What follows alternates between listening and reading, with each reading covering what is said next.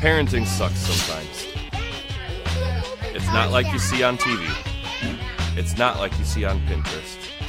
And it's not what the perfect Facebook moms try to make it seem. Kids are loud. Kids break things. Kids always make messes. On Kids for Sale, we explore the reality of being parents. The parts that aren't fun. The parts that nobody wants to admit to each other. Because being a parent is hard. And sometimes the only thing that makes it easier is hearing how bad it sucks for someone else. So join us on Kids for Sale, every other Friday on the Journey into Comics Network.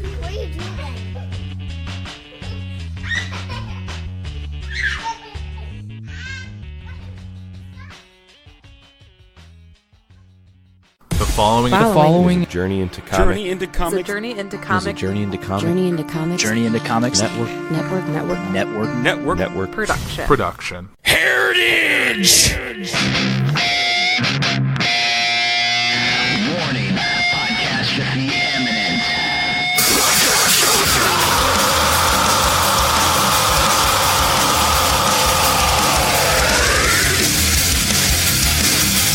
This is Podcastrophe with Dick and Tyler. And Matt coming at you with a fistful of heritage on a podcast where anything goes and there are no safe spaces.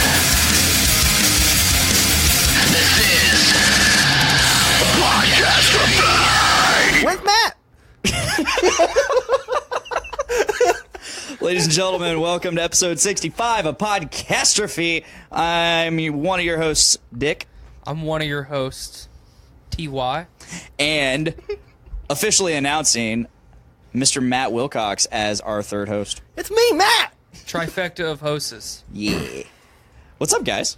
We're like the Triforce, but better. I was thinking I that like movie. how lethargic you sound when you say that. We're like the Triforce, but better. Suck it, Zelda fans. We are the Triforce. We are the Trifecta. We are the tip of the spear. And both edges. I don't know what the fuck you're saying, but I like it. Think about it. Every fucking spear starts as a triangle. Like, some of them might be a little bit diamond-shaped, but it's essentially a fucking triangle on the end of a stick. Like, He's not wrong. come on, fucky, get this triangle. Yeah. You want this pyramid? And yeah. You got the tip and you got the sides. It's like we're all that. And Each stuff. one of us is a plane. Yes. Leading to a tip, which is Podcastrophe. Math. That's a possible episode title. All spears start as triangles. Like, what? Like, what the fuck are you guys going on about? Dude, I'm in this fucking recliner and it's like I remember like back to yesteryear, which was literally like 8 months ago, when we were podcasting out of the original Sanctum of Dicks. Yeah. And it was like, yeah, we can get really comfortable, and then we'd have an episode with like 4 people on, and then it'd be super uncomfortable. Super hot. Super hot. That room got so hot. And then it was like, okay, you know, let's move. You're moving to Joe's.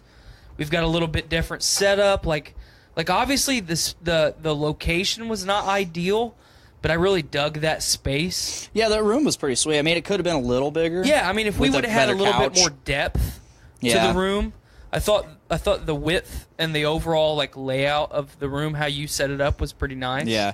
I remember looking at that room originally and thinking it was much bigger than when I got in there. Well, it's always like that Yeah. before you cram a bunch of shit in it. I mean, even then, even before I crammed all the shit in there, I was like, this room looks a lot smaller than the last time I saw it. But I mean, you're gonna find that with this house. Yeah. I mean, Skylar and I did the moment we put all of our stuff away. It's like, okay, this is all the things that we need to make our house our home, and then we got that stuff, and it's immediately like, oh shit, we've outgrown our fucking house already. That's kind of where we're at. We just moved to a trailer from Chicago, and our trailer is much bigger than our apartment in Chicago.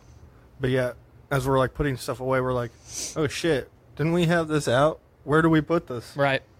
So everything's just stuffed in the closet right now. I feel you. Yeah, last week was a fun week. Like, on top of Thanksgiving, we closed on our house 2 days before that, which, folks, don't ever close on a house and move into a house over Thanksgiving weekend or any holiday weekend for that matter, because moving sucks in general. You throw in less than ideal weather and a holiday week. A holiday. So, like, we didn't want anything to do with Thanksgiving. We didn't want to do any Thanksgiving stuff. We just wanted to focus on this, or she did. I put in my 30%. Right. But yeah, we closed on the house, and I had already, since you were going to be out of town and we were closing on the house, I wasn't going to be able to record an episode. You weren't going to be able to be here to record an episode. You did your live stream on the road, and I had a plan that I was just going to use one of our Road to Infinity War episodes, and I had one picked out, but I forgot to upload it before I unplugged my computer and packed it all up. So it happens. Pod Daddy Nate Poole coming in clutch like always. He came in and he saved the day. He saved the day with our Deadpool Road to Infinity War episode. In honor of Once Upon a Deadpool coming out. Mm-hmm. What's your thoughts on that? Like, you and Matt both. I don't even know what the fuck you're talking about. They're re-releasing. They're re-releasing Deadpool 2. Oh, okay. Now I know. PG-13. Yeah, that's stupid. But told through telling through Freddie Prinze Jr. Wow, Fred Savage. Wow. But yeah, they're doing that. Hopefully to see if it can be successful among that audience, which kids already love Deadpool. Mm-hmm. So it just makes it more accessible to kids, rather than the R-rated, the hard R Deadpool that we know. Here's part of the perspective that I look at it, as far as younger than 17 kids. Deadpool has once again swept the nation, mm-hmm. won over our hearts and minds, comic fans and just movie fans and fans of any media in general. Meh. I'm not talking about you, Matt. We'll get to you here in a minute. I'm just talking about in general. Swept through the masses very quickly with that first Deadpool film. I'd agree with that. Excuse me. Still fighting a cold. Stop it. But do you think, as far as the younger kids go, do you think they have legitimately fallen in love with the character, or they have fallen in love with the actor playing that character? Because I've actually thought about this a lot here lately. That's a good question. That's a really good question. With the build up to Once Upon a Deadpool, I think that as a younger generation of just moviegoers and media fans in general, I think that it's Ryan Reynolds that is actually, he's already bringing the draw to the character because he's the actor. I mean, he makes the character what it is. But I think, and I've said this before, I think if anyone else were in that suit, that it would not be what it is right now. Yeah. So I think if you really get to the nitty-gritty of it and break it down, that they're actually falling in love with Ryan Reynolds and not. Yeah, because he's really just Marvel's playing himself Deadpool again, which is what he does. He's playing Van Wilder. Which is what he does. Essentially, yeah. It's just what he does, and he does it so well. Mm-hmm. No, I would agree with the latter part where they're falling in love with Ryan Reynolds. I really don't see, for one, how you don't. He's a very charismatic guy. He, in my opinion, he is one of the most talented actors in Hollywood without trying to be that. Yeah. He just shows up. I mean, he's always in shape. He takes very good care of himself. I think he's he's typecasted, though. But that's not necessarily always a bad thing. John Wayne was typecast. That's true. And he's one of the most successful actors in cinema history. I'm just also thinking, supposedly gay, if you believe that. I'm just thinking, when I think of the best actors, you think of people like Tom Hanks or Tom Hardy who have done a diverse amount of roles. But Tom Hanks, I mean, if you really want to break down Tom Hanks' career, he is also typecast. I guess I don't really see how. I mean, okay, so I'll just pull out three movies just off the top of my head. Mm-hmm. Saving Private Ryan, Saving Captain Phillips, And It's Captain Phillips. Captain Phillips. I put Saving Captain Phillips as a joke, and you ruined it. Oh. So both of his saving movies, one with a captain and one with a private, and the Da Vinci Code trilogy of films, he is cast as that older, responsible white male. I mean, that's That's probably the best way to describe it. Is just See, I don't know if I really see that with Saving Private Ryan. I can't really attest to the other two. I haven't watched them. He's the Cap. I mean, he's the one that everyone like. Just look at Saving Private Ryan. His word in that movie, if he said do a backflip, every single person that is directly under his command would do that backflip. And it's not just because they're in the military; it's because they respect him as a human being. I think it was a lead by example thing. And I I think think if you wanted to compare two roles like Saving Private Ryan, you would have picked like the Green Mile, because that's I think a more relative. That's a good one, yeah, for sure. But I think if you think kind of early to his career, Turner and Hooch, then you had Big. But he stepped out of that, out of that really fast. But then he went to things like Forrest Gump, and then Castaway, Green Mile, Saving Private Ryan. Catch Me If You Can. Catch Me If You Can. I think it's called Philadelphia. It's about where he plays a gay man who has AIDS, but he gets fired because he's gay, and then he sues the city. Yeah. And I think Denzel Washington is his lawyer. Yes. I think it's called Philadelphia. Fantastic movie. never seen it. Never even heard of that. Yeah, I didn't hear about it until I saw something about How old is it? It was in the 90s. Okay. So. Okay. Was it in the 90s? I thought it was in the early 2000s. It was either late 90s, early 2000s. Early 2000s would have been like top of See, I want to say Denzel it was Washington's. See, I want to say it was before early 2000s because Denzel looks like it's before Training Day, Okay. and that was 2001, I think. When Right. Yeah. Training Day came out. So, that's what I think about when I think of like actors who have kind of diversified. Cuba Gooding Jr. He was in that. What's that movie he's in with Robert De Niro, where he plays a diver? Men of Honor. Yeah. So he did that, but then he's in a lot of like just stupid comedy movies prior. So, but Ryan Reynolds, you look at Also it, Pearl Harbor. I mean, he had Yeah, a he was in Pearl- he pretty was in prominent role in Pearl Harbor. Yeah. Yeah. but like Ryan Reynolds, I said he's Van Wilder. That was in early 2000s, like 2003, 2004. that was his breakout role. Yeah, he's Waiting. Waiting. He's essentially the same character in all of those movies. And I'm not to say it's a bad thing, because I No. like all He, those. he has branched out a little bit because what was that movie that he did with Sandra Bullock? The Proposal. The I Proposal. love that movie. That is a good movie. And Sandra Bullock's hot, That so too. it makes it better. I think Buried, that's another one that Buried. he's kind of like broke out of. A completely it's a one-shot movie, and you get to see a different side of Ryan Reynolds. Like besides like what you've seen in like Amityville Horror or shit like that. There was one. That's a good one too, Amityville Horror. There was one he did a couple years ago where Life? was it Life? Is that the one you're talking about? Where he's Where- in space? No, that was a good one though. Yeah. No, it's the one where he basically. Is that the one with Jake Gyllenhaal? Yes. Uh, Really, he- really, really good. I haven't seen it. But Yeah, I that was a do. good movie. There's this rich guy, and they basically transferred his mind into the body of another. Oh, That I was remember. I good. remember seeing the previews for that, and then I never ended up watching it. It was He good. did that R.I.P.D. movie. That was okay. That was okay. But I mean, like, for the most part, he's in that same role. yes. He's basically like Action comedy. a more, I guess I'll just say pretty version of Dwayne Johnson. Dwayne Johnson just plays the big badass in every movie.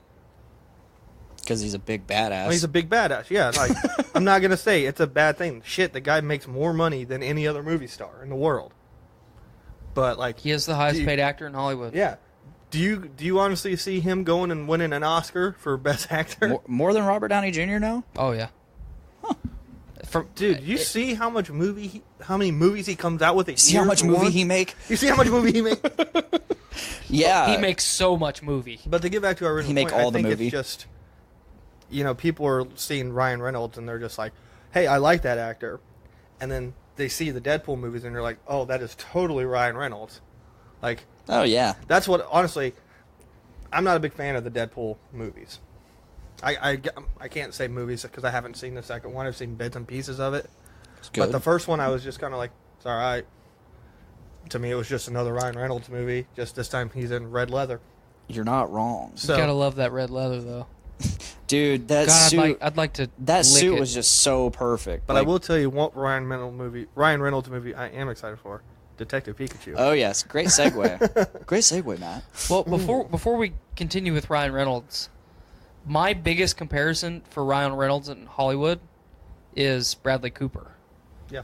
But I think that Bradley Cooper is a much more talented actor as far as He's branched out a lot diversifying more. himself. And he just has more depth to him. Yes. He has a lot more depth I to mean, him. you look at American Sniper, that is one of, in my opinion, He did a good job with that movie. Yeah, he did.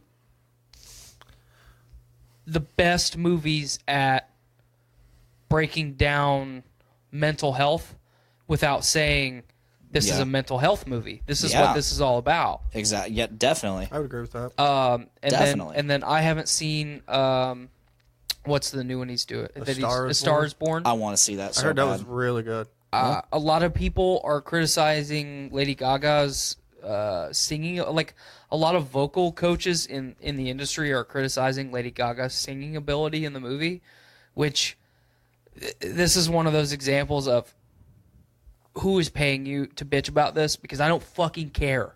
Right. Like, Yeah.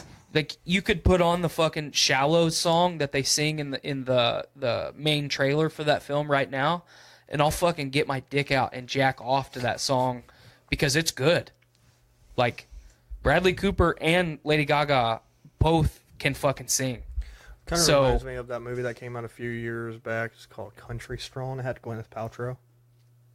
She like tried to start a country career, like singing career out with it, and it just didn't pan out for her. But Yeah. like, it's something similar because like, the story's about like these two up and coming country singers that tour with this like girl coming back from her. You have basically the country version of Britney Spears, Okay. and she just can't. The rehab girl just can't handle it anymore. And then like they have this whole big old drama filled thing. It's whatever, but it just kind of reminds me of that just from the trailers I've seen. Mm-hmm. But I hear it's still pretty good. Bradley Cooper, I think his big breakout role was Silver Linings Playbook. Oh, yeah. Like, Well, I mean, definitely as far Where he as a diversed. mature, Yeah. serious. because the Hangover. yeah, that was the first his, thing I ever. like, That's what I was big gonna one. say. Yeah. Yeah, it was his first like. And I'm the he was main in guy. stuff like that, or he was in stuff before that, like He was in Wedding Crashers. Wedding Crashers. Yeah, he was. Yeah, he was in a bunch of movies. What's what the fuck is that camp movie? I want to know. I think I know what you're talking about. I It's just can't think of it. Fuck. Hold on. A Wet Hot American Summer. Oh, yeah. He was there. He was in that movie. Yeah, I mean he's in a lot. He was in a lot of movies, but his first like breakout role was in The Hangover, and that was like the first movie he's in Yes Man. Yes. Yeah. Like that was his first like, hey, I'm the main guy in a film, and then all of a sudden he did Silver Linings Playbook with Jennifer Lawrence, Fantastic movie. and Love people that were movie. like, oh my gosh, he's actually not just some He's Like, not just dude. a meathead. yeah. So Because that's kind of how I looked at Failure Bradley. to Launch. He was in Failure to Launch. Yeah, he was. Good I movie. kind of looked at Bradley Cooper as just a meathead wannabe comedian. Because I'm not a fan of the Hangover movies.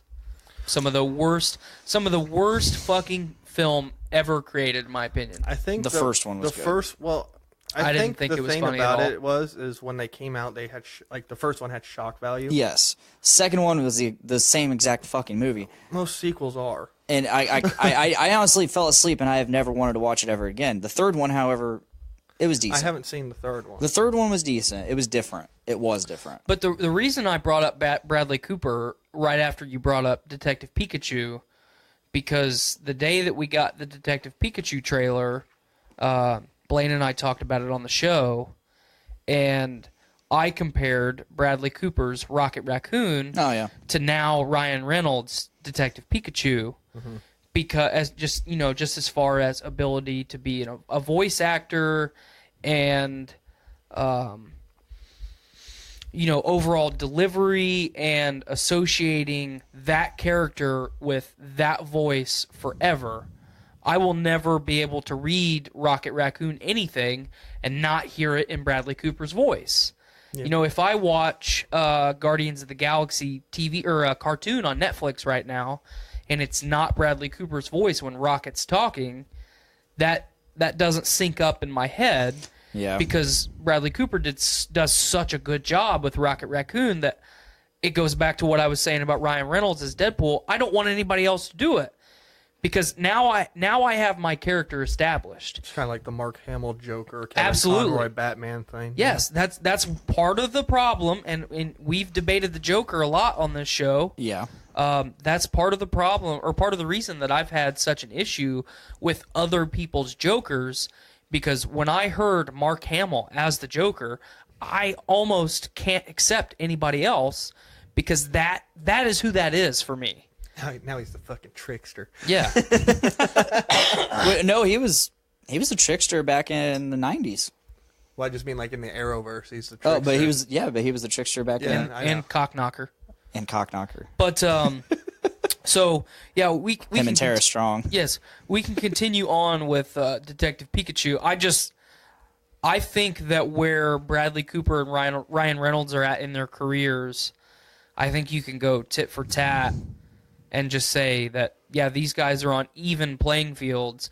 Even though Ryan Reynolds is typecast, I think he has enough talent that if a role were to come up that wasn't Detective Pikachu or Deadpool, the stuff that's kind of in his comfort zone, I feel like he would have the ability, and if it was the right role, that he would have the drive to say, yep, I'm going to go nail this, much like Bradley Cooper has with everything that he's done the last, I'm just going to say 7 years. Yeah. I would agree. I don't want to speak for Ryan Reynolds, but I mean, I guess it just depends on what he wants for his career. Right, all right. Like don't get me wrong. I'm not saying by any means that I think that's what he should do with his career, or if he's dumb for not branching out. Because I'm one of the few people that I don't really give a shit when people are typecast, as long as the material is that I'm being fed is good quality material. I don't really give a shit. I've said it hundreds of times on the show. If I can justify spending $3 at the Family Video or Redbox or whatever, and my $10 movie ticket, I'm a pretty easy fan to satisfy.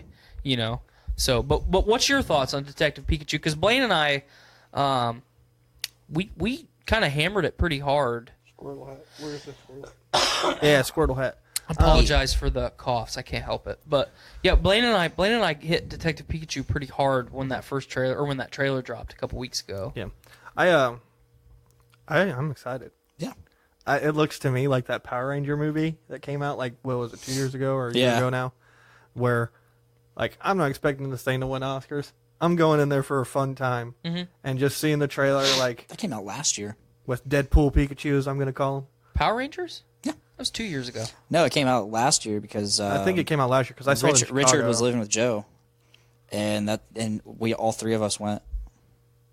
Made it a mandate. It came out fucking early last year. Then it did. Or, no, I think it came out in May. Yeah, it was around Q1. Yeah, true. But no, I'm excited. Just after seeing the trailer, I'm like, you know what? I dig this. I'm into it. I like hearing Pikachu be sarcastic as hell. Especially with the scene where the girl's like, "You're adorable," and he's like, "No, you're adorable." That's probably my favorite one. And then the Mr. Mime, the creepy mime. Yeah. One of the first things that I asked Blaine when we were talking about Detective Pikachu was, "Are we going to see Pikachu fuck something?" I hear it's rated PG-13. That was my first. You can have sexual scenes in PG-13. Dude, Pikachu might drop the F-bomb. At least one. It's not going to be PG-13. It's going to be PG. I would assume it's going to be PG. It'll be PG. But I would love it if it was PG-13 and then Pikachu just looked at the camera and was like, "Fuck you looking at?" And then stop it. Okay, on a short side note, why do we have that fucking distinction? PG versus PG-13. How fucking dumb is that? More cuss words. When I lived in Europe, like I could on regular broadcast TV watch porn whenever I wanted. Like I was watching Big Brother, you know, the really popular reality show here. It started in Europe. Yeah. Like that's where that show came from. German Big Brother is totally different than American Big Brother. You watch people fuck on the show. Like it's better, okay?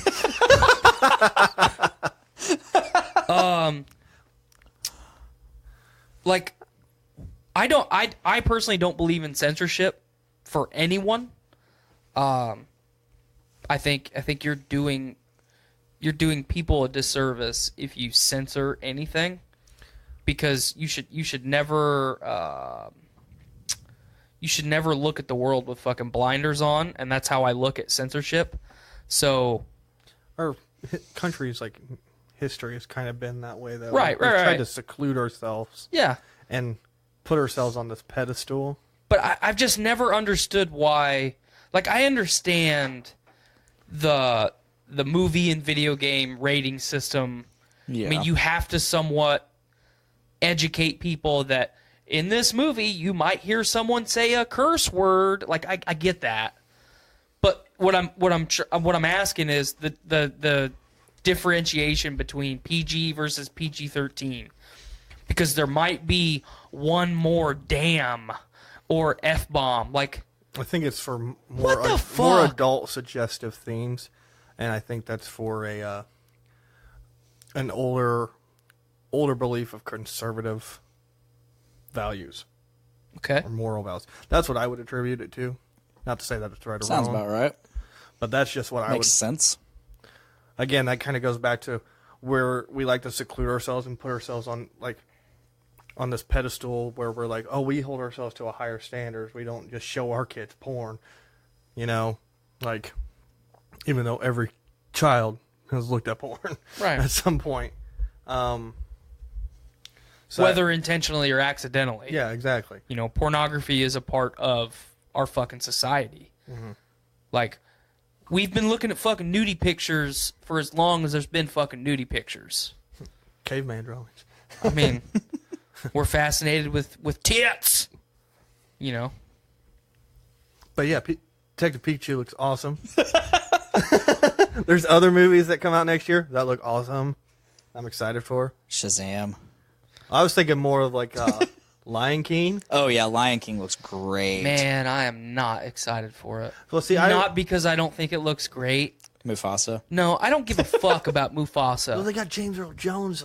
Right, Again, I mean- man, that's cool. That is cool. Like, but it goes back to what I was saying about, like, every character and actor that I've raved about in the almost 2 years that I've been doing the show now at this point. I'm going to say almost 2 years because it makes it sound longer than it is, even though it's not. But, like, you can't talk about The Lion King without imagining James Earl Jones fucking laying down the wisdom for Simba. You just can't. If it was anyone else, I mean, maybe Morgan Freeman. Maybe. If it I was... don't even think that, dude. that's a strong fucking maybe. I was about to say something so stupid. Go ahead. Do it. Oh my god. Do it. Oh my god. Do it. So stupid. When you said maybe Morgan Freeman, I about said at least he'd be black. Oh, shit. But, like... God damn like, it. you just can't do it. No, like, you can't. James Earl Jones is Mufasa. Yeah. And you know, when fucking when JEJ goes, like, that's gonna be one of the biggest fucking losses in Hollywood history, just because of fucking Lion King. Yeah. Well, Darth Vader also. Well, yeah, but we're talking about Lion King right now. Yeah. Don't make me go down the Star Wars rabbit hole. But anyway, like, the reason why I'm excited for Lion King is because that Jungle Book movie that came out like was it 2 years ago? 2 years ago. Fantastic. Oh yeah, it was good. Visually amazing. It's real good. And I really enjoyed it. We tried And it's watching the same director. Yeah, we tried watching Beauty and the Beast the other night. I like it. I thought it was okay. I got over the whole Beauty and the Beast thing. That's my favorite. It was Disney my movie. favorite as a kid. Mine's Fox and the Hound. Dude, that's Ooh, the saddest I love fucking movie Fox and the ever, Hound. man. I can't even watch I love that. Fox and the Hound. I'm a baby. I cry at every movie ever, My favorite and I'll part, cry at Fox and the Hound all my the time. favorite part of the last Jungle Book film, not Andy Serkis's that's coming out this month, or Mowgli? either like Mowgli, which is the Jungle Book. No, it's a sequel to the Jungle Book. What? Mowgli, it's past the Jungle Book. No, it's a reimagining. It's not what I got from the trailer that I saw. You Look motherfucker. up the description. Look up the synopsis. I don't feel like doing that right Well, now. I'm gonna I'll do just it. trust you. I'll do it while I'm talking. He can multitask. But God damn. God damn. my favorite part of the live action Jungle Book was now that I'm trying to talk about it, Bill Murray. Bill Murray as fucking Baloo. He was fantastic. Like, who would have ever thought that fucking Bill Murray can nail Baloo, and he fucking did it. Like, that's a testament to Bill Didn't Murray. Johnny let's Goodman be do honest, it right? originally? Yes. Yeah. He nailed Garfield. Yeah. He Okay, did. so I'm gonna read this to you. Human child Mowgli is raised by a wolf pack in the jungles of India. As he learns the often harsh rules of the jungle under the tutelage of a bear named Baloo and a panther named Bagheera, Mowgli becomes accepted by the animals of the jungle as one of their own, but the fearsome tiger Shere Khan doesn't take a liking to him. But there may be greater dangers lurking in the jungle as Mowgli comes face to face with human origins. It is Andy Serkis's imagining of the Jungle Book. Okay. Benedict fucking Cumber Pickle Snatch. Is he? I was about to say Bagheera Shere Khan. No, he's Shere Khan. Hell yeah. Like, Hell yeah. That's gonna be good. He was awesome as Smaug. Yes. We need Benedict Cumberbatch in more roles like that. He was also really good as the Grinch. He was also really good as Khan. I really liked him as the Grinch. He was really good as Khan. Khan was awesome. His Khan was fucking awesome. That was the best Star Trek movie. The first one was Yes. good. Of the second three. one was Yes. the best. The third one was awful. Third one was trash. It was awful. the third one was just a giant fucking character piece that we didn't need. About who? That's the thing. everyone. Yeah, you can't do that. No, you can't. Yeah. Ask Spider-Man 3. Ooh. Shots fired, but not wrong. So anyway, back to live action Disney. I think Dumbo looks good. See, Dumbo is one that has always just kind of weirded me out. Like, that cartoon as a kid. Well, here's the It thing, fucking too. made me uncomfortable. I loved it as a kid. It's also but Tim Burton. Right, which I think is going to be awesome. So I'm actually, as weirded out as I've always been by Dumbo, I'm excited to see this one. I hate Tim Burton. You don't like the first two Batman movies? That's the only Tim Burton I like. You got to Besides appreciate Beetlejuice. You have to appreciate Tim Burton for what he's done. Oh You- yeah, what I about have Sweeney respect. Todd? Sweeney Todd's fantastic. You didn't dig Sweeney Todd? That's such a good movie. I'm not really into musicals. What the hell is Yeah, wrong with but you? as far as just, I mean, if you're gonna watch a musical, like, No, you watched The Phantom. come on. But anyway, I'm mostly just really bitter about Charlie and the Chocolate Factory. yeah, that was really bad. That's so bad. But it wasn't bad because of Tim Burton. It was bad because you can't replace Gene Wilder as Nope. Willy Wonka. Dude, I had a nightmare about Johnny Depp as Willy Wonka actually once where he fucking murdered me. Yeah, he did. Because he was creepy as fuck in He that murdered movie. my childhood. Oh, Damn. but I mean, Fuck. it goes back to all the roles that we keep talking about on the show. You cannot put anyone in Gene Wilder's place as Willy Wonka. You just can't do it. You can replace anybody else in that movie. You also can't replace the Oompa Loompas. Right. That was some bullshit. Yeah, that was really fucking Very dumb. pissed about that. Well, to go back to what you were talking about, this kind of relates to both points. You were talking about the Beauty and the Beast movie, and we're talking about actors you can't replace. Like, Beauty and the Beast, I thought was really good, except for, like, Mrs. Potts. Like, you got to have Jessica Lansbury Yeah. do the voice so she can sing the song. Yes. Like, that is the, like, key part of the movie that everybody remembers. Mhm. Is Miss Potts singing the song, and it just didn't sound right. And I was like, no, No, it's No. my favorite part. No, No. please. No. So, as excited as I am about Disney continuing this live action reboot trend, I'm a little bit worried about Lion King, just because it's going to have a lot of shock value for the younger generation of kids that didn't experience Lion King the same way that we did. Mm-hmm. But you have our generation, which I think we're going to be ultra critical of the Lion King. Oh yeah. Because if you're gonna overanalyze Disney and say, Mickey Mouse is obviously an icon. Other than that, now they've acquired Star Wars.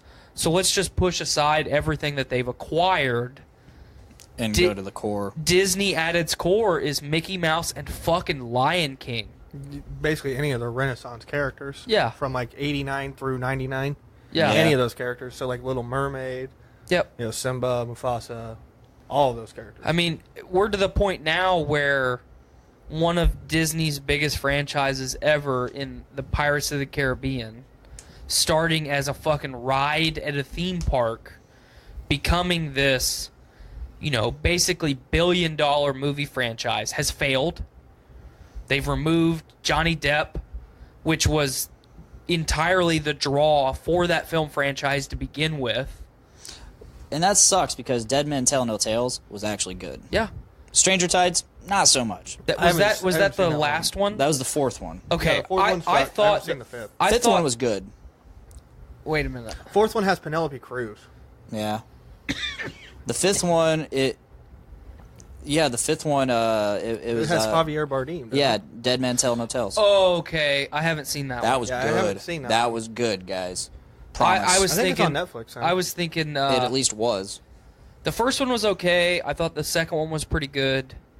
The third one I thought was kind of the peak of that franchise. And a lot of people downed it. See, I liked it. I like all of them. I mean, I did too. I haven't seen the fifth one. I think the original trilogy was pretty good. The But first I thought one was my favorite. I thought overall the they did a really good job. Here's our story.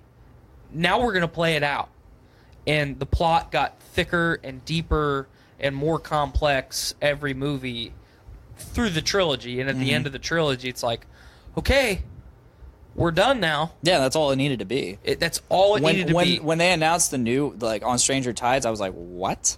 Yeah, it was the same way. I had the same kind of reaction of like. And then after why that, is this necessary? basically bombed, or at least bombed, in terms of Disney standards. Box office. And I don't think, did it bomb box office? I don't I think think it it was bombed, actually- but I think it did. I don't think it bombed did to as the well critics. as the third one. It bombed in reception, and then they come out with another one. I'm like, really, another? Like, you guys are like, you Kind of guys like are. that Transformers series. I was about to say, like, Jerry Bruckheimer, you're doing some fucking Michael Bay shit right You now. never go full Well, Michael Bay. I think what Disney tried to do with Pirates of the Caribbean was, What Michael Bay did. With well, Transformers. I think they kind of tried to do the Indiana Jones thing, Oh, yeah, that makes sense. Yeah. where you take Star Wars and Indiana Jones, two of the most iconic franchises from late 70s through late 80s, captivated a generation, Yeah. spawned all kinds of other media, and I think they wanted to capitalize on the same kind of feeling and kind of captivate a new generation, captivate a new audience of people Yeah. with kind of the same fanfare and adventure, because up until the first couple Pirates of the Caribbean movies, what other good adventure franchise had we had since Indiana Jones? We hadn't had one. No. No, we hadn't.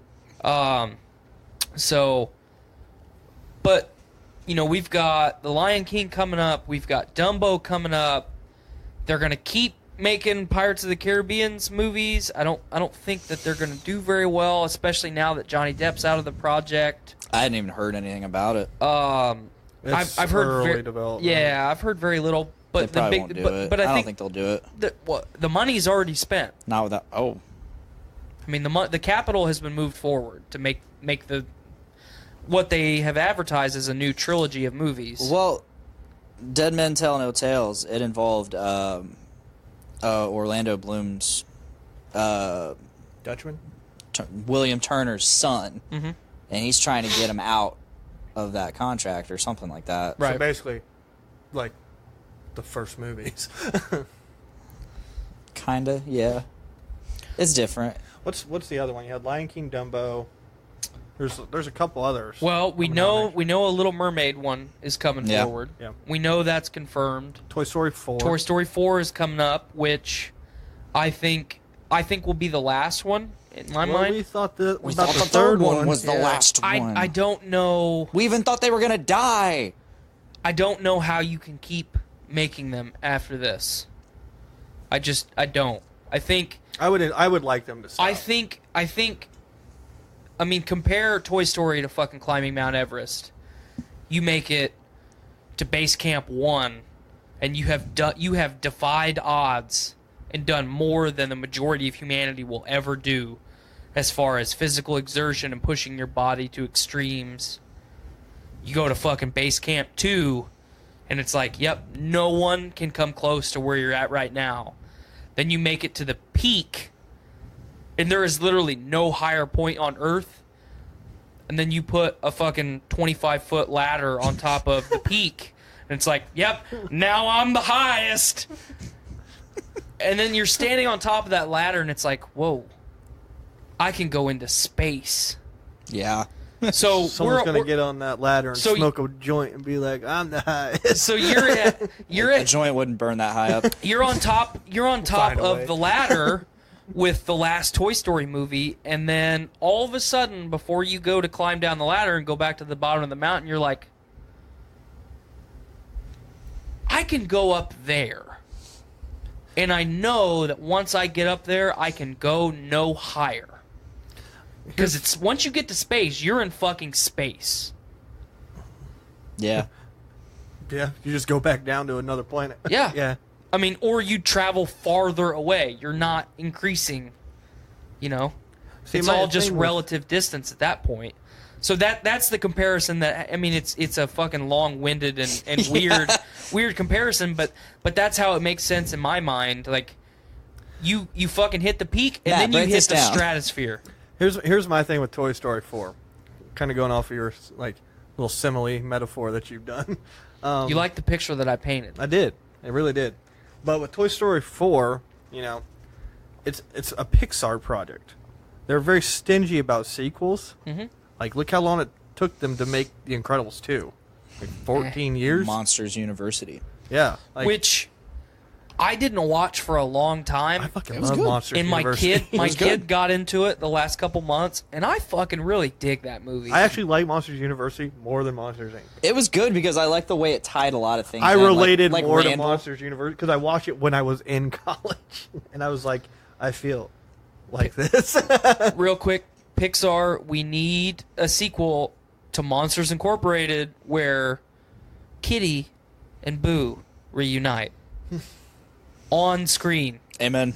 We need it. Amen. Proceed with your chlorophyll, my man. But I mean, like, Pixar is very stingy about giving us sequels. Like, normally they like to do one-offs. Like, they were very stingy about doing Toy Story 2. Mm-hmm. Like, when Disney originally were like, hey, we want you to do a second one, they were like, kind of go fuck yourself. And then they were like, okay, maybe we'll do it. They were dead set about not doing a sequel to Finding Nemo, which at the time I think was their most successful Absolutely. Pixar movie they've ever done. I think up until Up, Up eclipsed Finding Nemo. I don't know. I know that Finding Nemo at one point was like by far their highest grossing movie. Yeah, Up- I think Up might it have was eclipsed up it. until Up. I think Up edged Yeah. it out. So I mean, they're extremely stingy about doing sequels. So I mean, you know, they came out with a third one. Everybody was like, "Oh, they're going to go do a third one now." It was fantastic. So I would assume, you know, they're going to give us quality. Mm-hmm. Well, I don't think. When I think of Pixar, I don't think of anything other than quality. They- You know, as like, far as animators go, I don't know that I would put anyone above Pixar. I don't know about animation, but story and animation combined. Because I mean, like DreamWorks does fantastic with animation. I mean, look at the How to Train Your Dragon movies. I'm Shrek. Yeah. But I mean, But only the first one was good. But that's where I tie in the story. Yeah, you're not wrong. So I like the second one. I mean, I honestly enjoy all the Shrek movies. I get a kick out of all of them. But I like the first and the second one best. But I mean, like, you know, DreamWorks does really good. Disney itself is starting to do pretty good animation with like Wreck-It Ralph, Big Hero 6. Oh, Wreck-It Ralph is so good. I can't wait to see Ralph Breaks the Internet. Yeah, which again looks fantastic.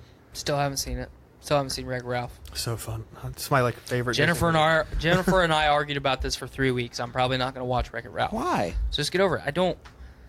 I just love John C. Reilly. That's why I watch I mean, I do it. too, but I want to see him in like the new Sherlock Holmes movie and the serious Western that he's in. Like, I like John C. Reilly. I like in serious roles. John C. Reilly. I do like him. Yeah. In serious roles. Same with Will Ferrell. Yeah? Will Ferrell roles like Stranger in Fiction. Have you seen Yes, Good movie. yes.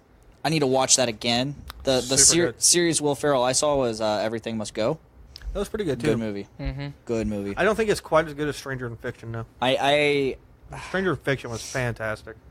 think we started watching it at Zach Schnepp's house. He loved that movie. He was I know he obsessed did. with that movie. Like we had one of our famous like Halo LAN parties out there, like God, 16, I miss those days. like 16, 20 teenagers in his little double wide. His parents like confined to their room. Yes, Cause, and we're like spread throughout the kitchen, the living room, his bedroom. Ethel, I think tried to leave the room and they hissed at me. I think we stole his sister's bedroom because we kicked her out of the house. Yeah. That night. And then like the next day after, like we were just sick of fucking playing Halo 2. Well, I think we played for like 19 hours. Yeah, which after like hour 4 or 5, we just said we got tired of killing each other and decided to break the map. And we broke out of the map using sword canceling and super jumps. The rocket sword stuff. Yeah. But no, we just got fucking fed up playing Halo, and we decided. Zach's like, "Hey, let's watch Stranger Than Fiction." No, a movie I always related to was Dan in Real Life with Steve Carell. Oh, yeah, you and I watched that together. Which kind of going back to like actors that have branched out. Steve Carell, man. He's done a lot of serious movies lately. Have you guys seen Walter Mitty's? Yeah, So The good. Secret Life of Walter Mitty. Yes, thank you. Fucking, So I thought that was good. going to It's a be good movie. terrible It's a with good movie. serious Ben Stiller, and I fucking loved it. I was weird. such a fan of that movie. Like, I think me and Kristen went and saw it in theaters. It was like we were down there at her parents for Christmas. And Well, we so had the good. conversation with Alex the first time she was on the show about Sunshine of the Spotless Mind Oh my God. with Jim Carrey. Stop it. That's his fucking heart right there. I I know, love that but movie, man. That, I mean, when you get a comedian The Truman Show. that's very talented, normally you look at what's his name? Good Morning Vietnam. Robin Williams. Yeah. Robin Williams, Robin thank you. It's a podcast, so my brain, in my mind, I'm talking so fast that I forget what I'm about to say immediately when I say it. So forgive me, anyone that's never listened to the show before, because this is what I do. It's how I do it. The comments are popping a little bit. I was getting ready to ask after we finish this exposition, but when you have someone that is so good at comedy, like statistically, it's proven that the best comedians are normally people that are struggling with mental health and have the most complex minds. When you allow, or when you kind of goad that comedian into opening another door and stepping away from comedy and being serious, normally it's gold. Steve Carell, Jim Carrey, Robin Williams. I mean, everyone that we have just named, very, very talented comedians. Also, some of the best, I would just label it as drama, actors in Hollywood. Hands down. I would agree with that. And that, same with vice versa. Adam Sandler has not done well in any drama role. And, I mean, if you look at most of his movies now, they're not successful. Financially, they are. But critically and the way they're received, most people are like, what the fuck did I just watch? Well, I think part of the reason that Adam Sandler isn't as successful now is because our generation really dug 90s Adam Sandler comedy. Today's generation grew up with Will Ferrell, John C. Reilly, Seth Rogen. Yeah. They don't... See, I struggle watching Adam Sandler movies from like back in the 90s. Like You're telling me right now... Like that Billy you can't- Madison? You That can't used to sit be like down your and favorite fucking movie. jam out to some Billy Madison? I hate it now. I hate Billy Wow. Madison. And that used to be his I'm like, favorite dude, movie. this movie is fucking That and The garbage. Wedding Singer. It's just nothing but fucking toilet humor. But Like, that was 90s humor. I still enjoy That's like what it was. Happy Gilmore. Happy Gilmore, I think is fantastic. The Wedding Singer. The Wedding Singer is great. Mr. Deeds? Mr. Deeds is Yeah. Yeah. But yeah, like Man, I thought that was just, one of his best. like I don't know if like it's like I've just outgrown this toilet humor that like, And that's So why- is it just Adam Sandler, or And that's is why it? I hate That's My Boy. It's just toilet humor. Oh man, I love that one though. That's my favorite Adam Sandler movie. We went over this a couple episodes ago. So let me ask you this: is it just Adam Sandler, or is it all of those films? Because Chris Farley's stuff that he did in the '90s is still arguably the funniest shit in history. I don't know about Like, history. But I mean, like, I will go like on on record SNL. time and time again saying that Chris Farley is the greatest comedian of all time, and you can't tell me any different. See, I like SNL, like SNL Chris Farley. I haven't seen stand up of his. He did very little stand up. I mean, I've seen a few Adam Sandler stand ups, and actually they're pretty funny. The most recent Certified Fresh or It's 100% fantastic. Fresh. You watched it? Yep. Dude, that Chris Farley fantastic. tribute. Yep. So like, Watch it. I mean, but I look at some of these Adam Sandler movies that he's produced on Netflix, like because he had like that 6-movie deal with Netflix, and like I've seen like half of them. They're all been awful. Like they've not been good. Yeah, the Magnificent. What was it? The Magnificent Seven or whatever. Magnificent Six, I think. Yeah, where it's like him and like all of his brothers because his dad just went around whoring around. And then there was like one where like I like the Magnificent he was Six. he and David Spade were like running around like shooting people and stuff. I don't know. It's really bad. The do-over. That was the do-over. Yeah. Like that wasn't very good. And it's kind of like it's trickled to like the people that you associate with him too, like Kevin James. Like the only movie of Kevin James that I've liked in recent memory was Here Comes the Boom. That movie was good. Like I That was enjoyed just a that. solid movie. But other than that, like But Kevin James did stuff on his own. Yeah. Yeah. Like King of Queens is still one of the most successful sitcoms of all time. I'd agree with that. But like to me, that's like more of a relationship humor. Like you're married, you understand how like relationships like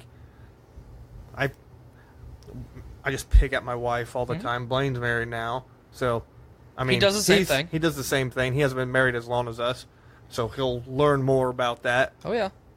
But like, I don't know. That it reminds me a lot of Everybody Loves Raymond, which was Yeah. also extremely successful. Yeah, Ray Romano is one of the most successful comedians of all time. But I just watch those old Adam Sandler movies like Billy Madison, and I'm just like, what the fuck? Yeah, is Billy this, Madison, I'll dude? agree. Like, it's a lot of I mean, I'll enjoy it still, but I can't even do that.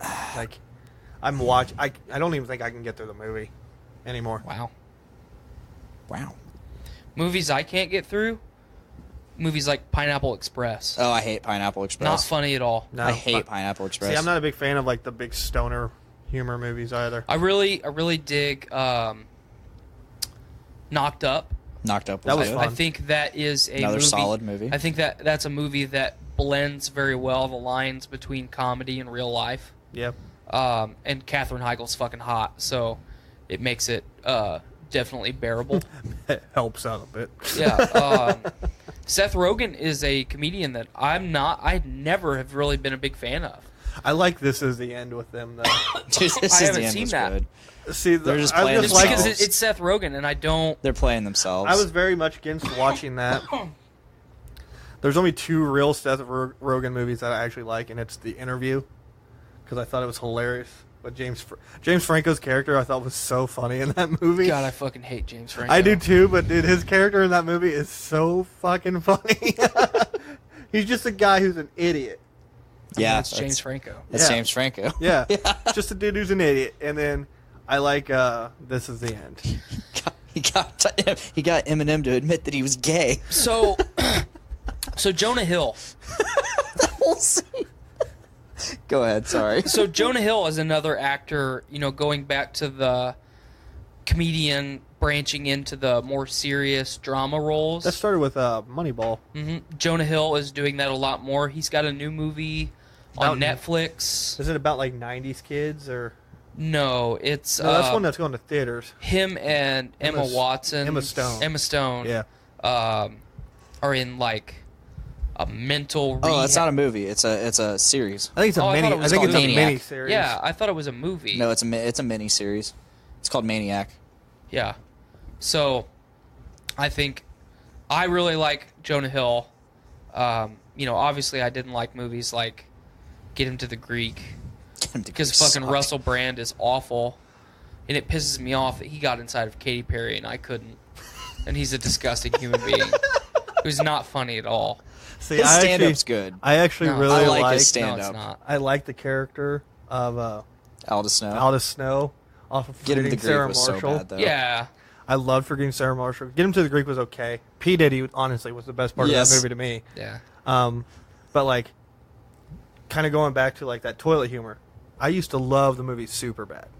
Yeah. It's one of those I never movies liked now. that movie. I loved it when I was in high school because I lived that life. That's like every that's how week. that's how I was in high school. I was just trying to get laid nonstop. Could never do it. Well, not so much me, but That all I wanted was to get laid, and I couldn't do it. I was very successful. But it's just I watch it now and I'm like, what the fuck was I? Why? Like there's a few things in there, but that's it. Like I think my favorite line from that movie was like, "Prepare to get slapped by the long dick of the law." I think it was just Bill Hader and Seth Bill Rogen. Hader. Bill Hader and Seth Rogen in that movie were the only two best parts. Now that I look back at it, how the fuck did Michael Cera have a career?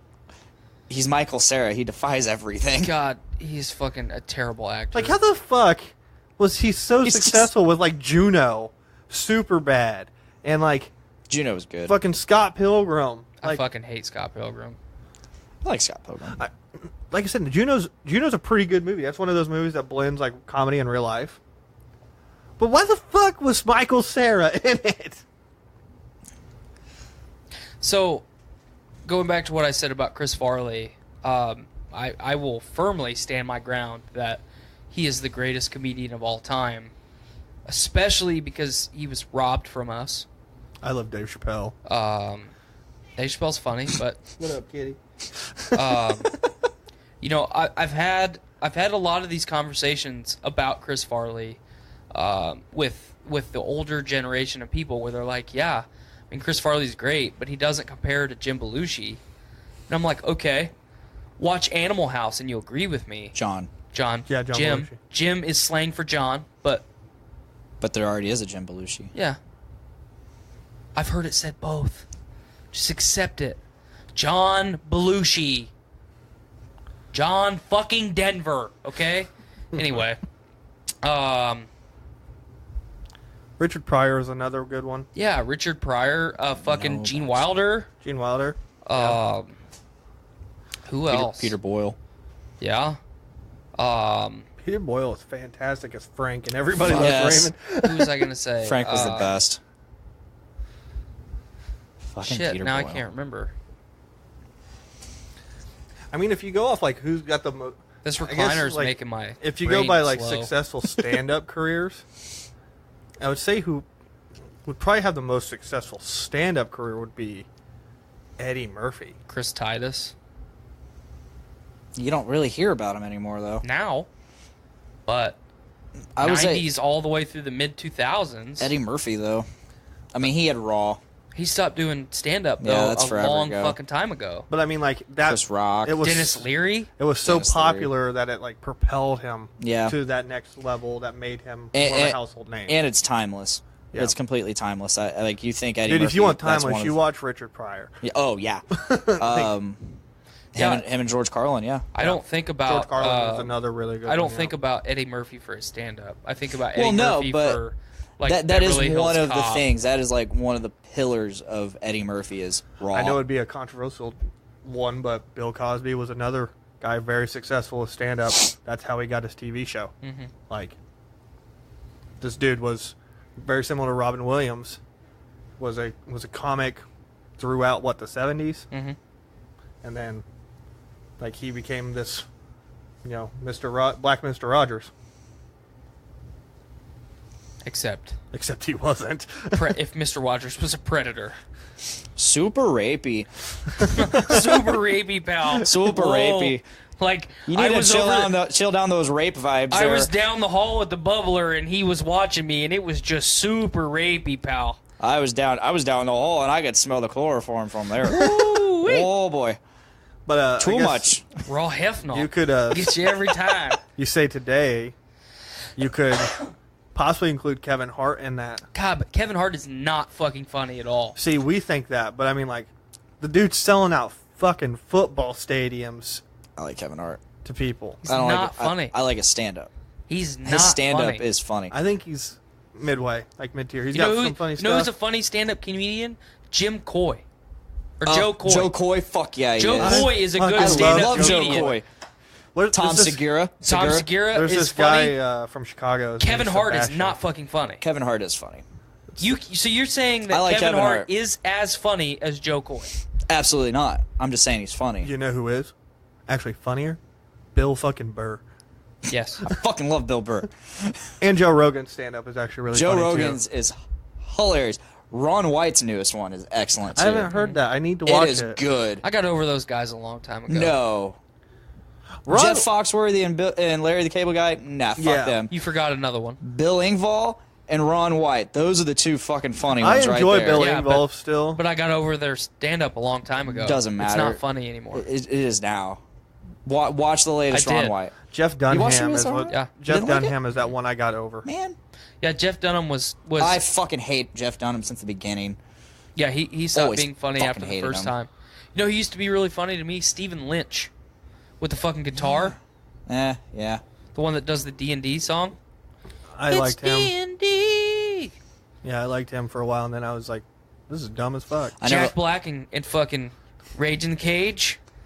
yeah. Their shit's good. I never liked Bo Burnham. No, me I I neither. never neither. liked him. Dimitri Martin, is that his name? Yeah. He's okay. I didn't really like him ever. You know who I think's not funny? Daniel Tosh. Fucking Daniel Tosh.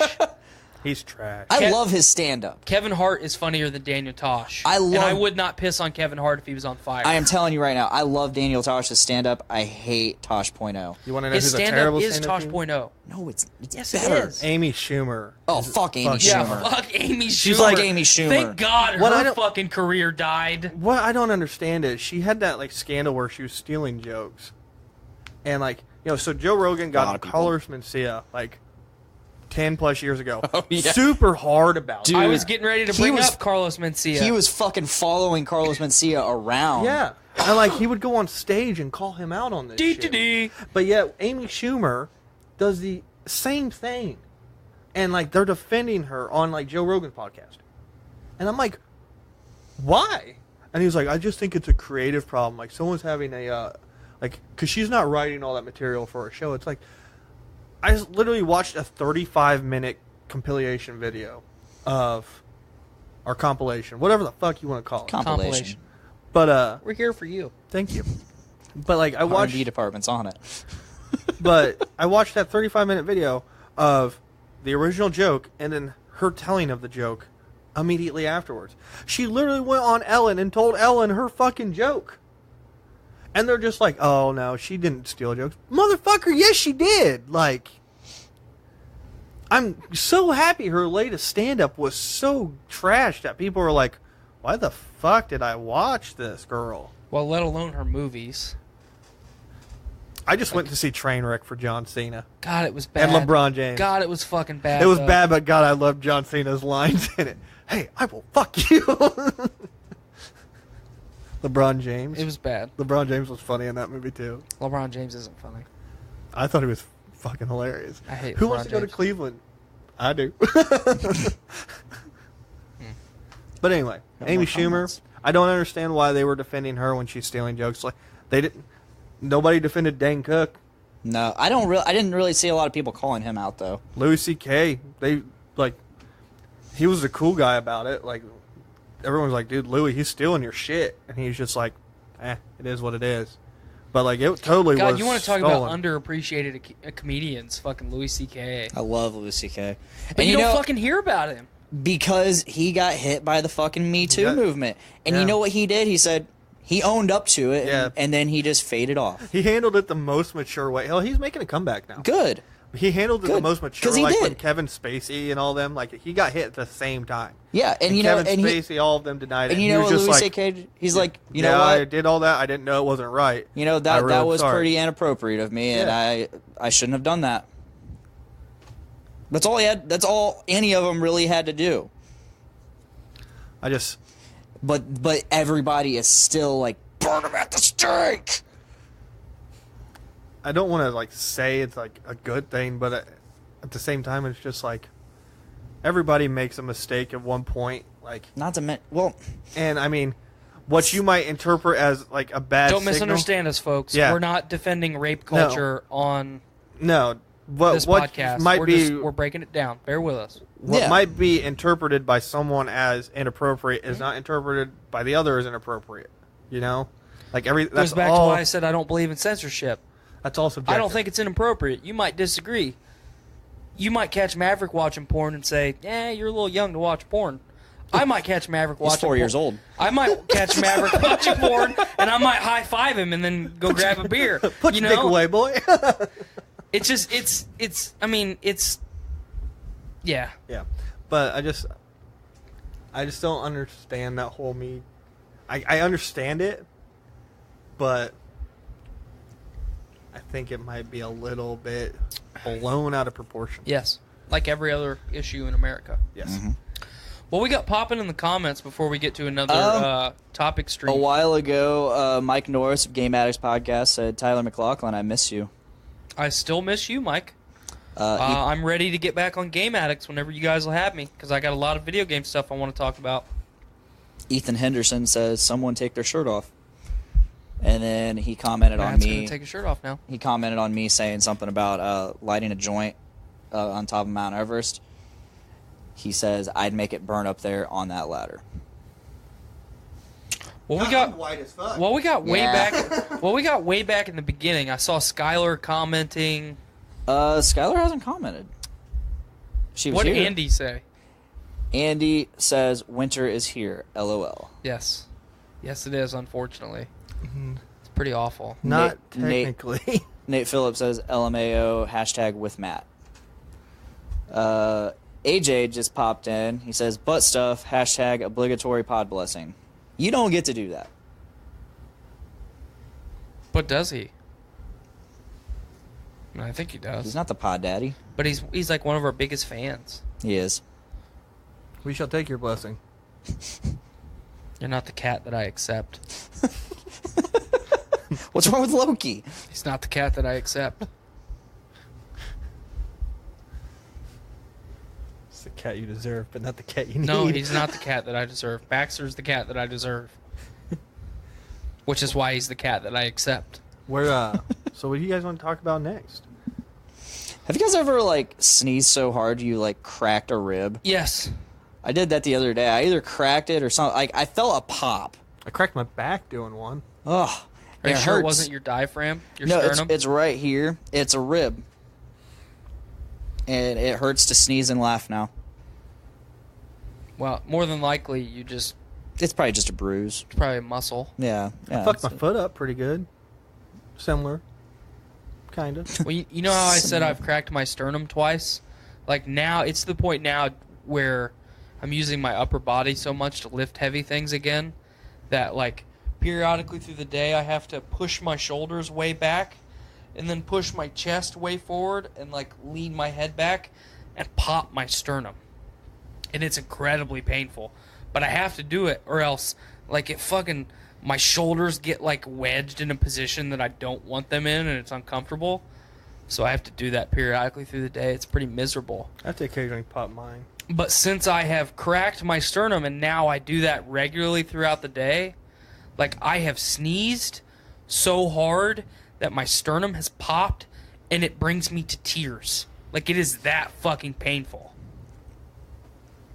So I feel ya. Fucked my foot up pretty good. Before you got here, Brando was here. Okay. He popped in. I was letting him borrow my Tascam interface, and I just also want to show him the house. But yeah, he brought up a really interesting point about Obi-Wan. Did you touch him? No. Obi-Wan is not the master of the high ground. I brought that up. Oh, wait, that was you. That was Yeah. you. I thought you were it was just being an Brandon. asshole. No, I thought it was Brandon. You're a fuck. I Fuck. brought that up. That's a good point. Let's talk about it. Bring it up again. All right, let me find it. Just a minute. I could have swore that was Brandon. What the fuck? Are we going to also talk about the Jar Jar Binks theory? No. No. Talk No. about your foot while I'm trying to find this. Oh, yeah, well. Let's talk about your foot. So I Matt. moved from Chicago, Yeah. and I was carrying like one of those like cube shelf things. Ah, yes, we I was have carrying those. them down the stairs, and I thought I was on the ground because I looked like I was on the ground. So when I stepped down, there was one more step.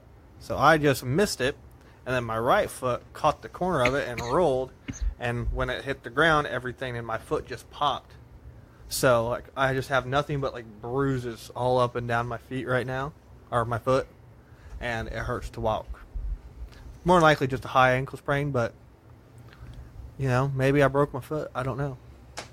Hurts though. It's big. It's bigger. Show me. I can show. You want to see? Let me see it. I want to see it. Oh. Oh. Whoa. Oh, wow. It's not as bad as it was, but Your foot looks like mine did when I got bit by a brown recluse. and then I got the bruise there. And there's one on the outside there. Goddamn. Take some Tylenol, boy. So anyway, I can't find the exact post. God, Jennifer Aniston was hot in the 90s. I was always more of a Monica fan. God, look at this though. You can't tell me that that's not like perfect 10 out of 10. I mean, she was with Brad Pitt, and they were both pretty 10. And God, they were beautiful together. Anyway, I can't find the exact post. I thought that I shared it, but I don't think I actually did. I saw this post earlier today that said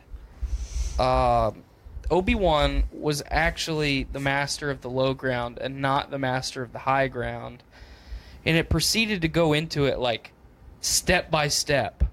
So in the beginning, Obi-Wan killed Darth Maul from the low ground.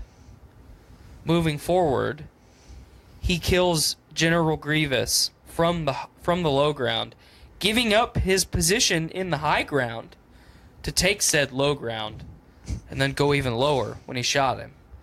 So we're in 2 stages of master of the low ground.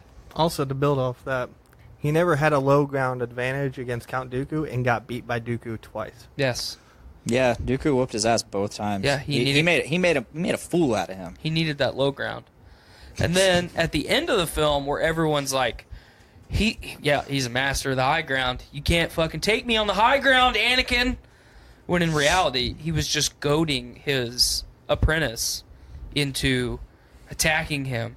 Therefore, taking the high ground, giving Obi-Wan, master of the low ground, an advantageous position to then cut off one of his arms and his legs. Like, he is the master of the low ground. This almost broke me today at work. I was scrolling through and I saw that, and I was like hysterically laughing back in my area that I call the hot box. I just don't see any flaw to that No, logic there's- at all. there's none. There's like none. I wish I could find this because I want to give this person that posted this originally credit. It's all there. Because Like I'm in my head, I'm trying to break down like any flaw I could see with it, and I'm just like, there's not really a flaw to it. I might be getting close. Stand by me, folks. Keep talking. But you know, Stuff and things. I Good think job, maybe Matt. Anakin is maybe his just arrogance got the best of him. No, maybe that I was- think it was the high ground. Why couldn't it be? It could have been a combination of the I think both. the high ground got him, Matt. It could have been a Not his combination of arrogance. both. I think you're looking way too deep into this, Matt. You need to just accept what's right in front of you, what you can Let me ask you this physically, question. visibly see. What advantage does the high ground give you in a fucking sword fight? You can poke people when they can't poke you. But you can. Yeah. Poke them. Let's say you're on a fucking hill. One person's down here, the other person's down there. You can charge them and use your momentum to take them out. And they have to work harder to get uphill. Yeah.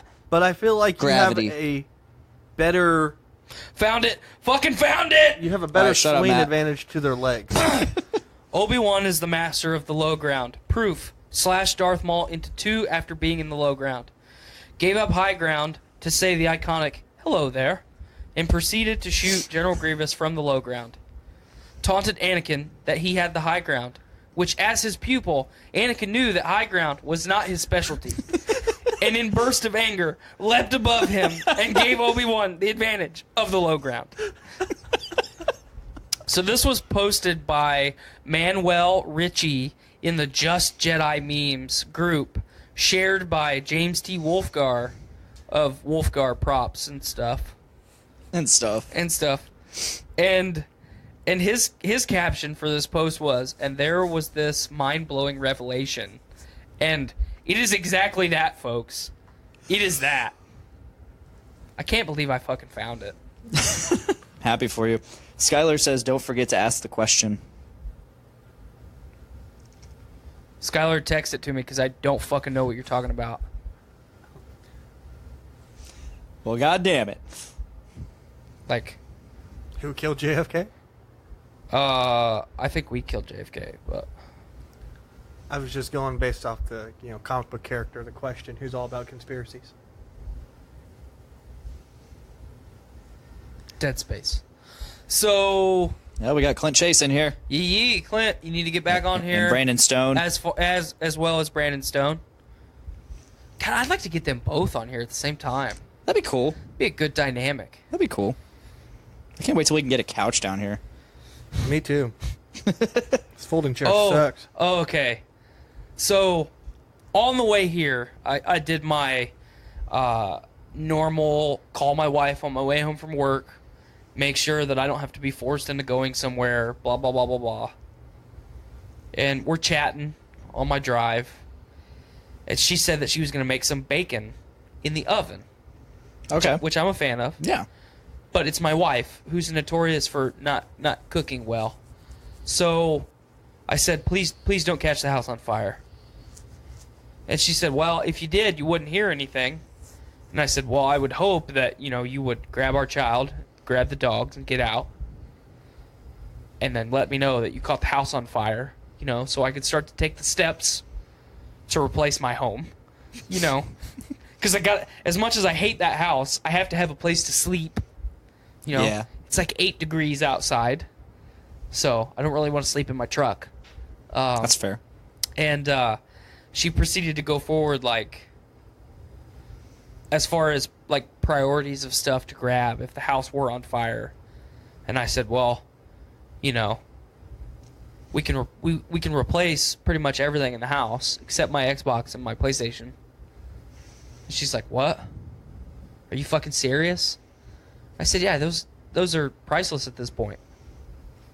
Like, my passport, I can fucking replace that in 6 weeks.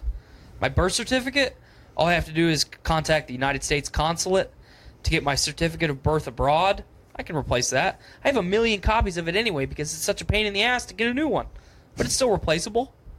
It's not like going to the courthouse and getting your birth certificate. Mine's from fucking Europe. A little more difficult. Yeah. Social Security card. I gotta go down to the fucking office. They'll send me one in the mail. Real simple. It's not like I have a bunch of money stuffed into a mattress. So pretty much most of the shit in my house can be replaced. If you did, that mattress would burn up with the money. Yeah. I couldn't replace that. So that's why I don't put money in a mattress. That's fair. And it's bad for your back. But But it's good. It's good for AIDS. Yes. That's Megan Johnson. Yes. But like all the Still alive. But like all the like pictures and canvases and stuff on the wall of like my family and my kid, I can replace all those because they're all internet pictures anyway. Yeah. Like that shit's up there in the cloud. I can fucking get that whenever I want. All the information that's on my Xbox and my PlayStation, irreplaceable. There's only a finite amount of that that's floating around up in the cloud. Can't replace it. All my achievements, It's gone. my trophies. And Skylar looked at me and she's like, "You have got to be fucking kidding me." And I said, "No, I'm telling you right now, if I had to choose between saving you and saving that Xbox and that PlayStation, I'll kick you over. I'm fucking grabbing that Xbox and that PlayStation. Because I've devoted a lot of my life, and it's all been enjoyment. It's not been any sorrow, no heartbreak, no stress. It's all been enjoyment." That's how I feel about my Switch now. Yeah. And she's like, "Well, I want you to ask Blaine and Matt on the podcast tonight what they would do if their house was on fire. What they would save." The Switch Thank you. with Let's Go Pikachu and Eevee. Thank you. One of my friends, not to change the subject real quick, but my buddy Andy has already maxed out his Pokedex. He's caught them all. All 152. Well, I mean, you can. 152. There's 152. There's 153 actually.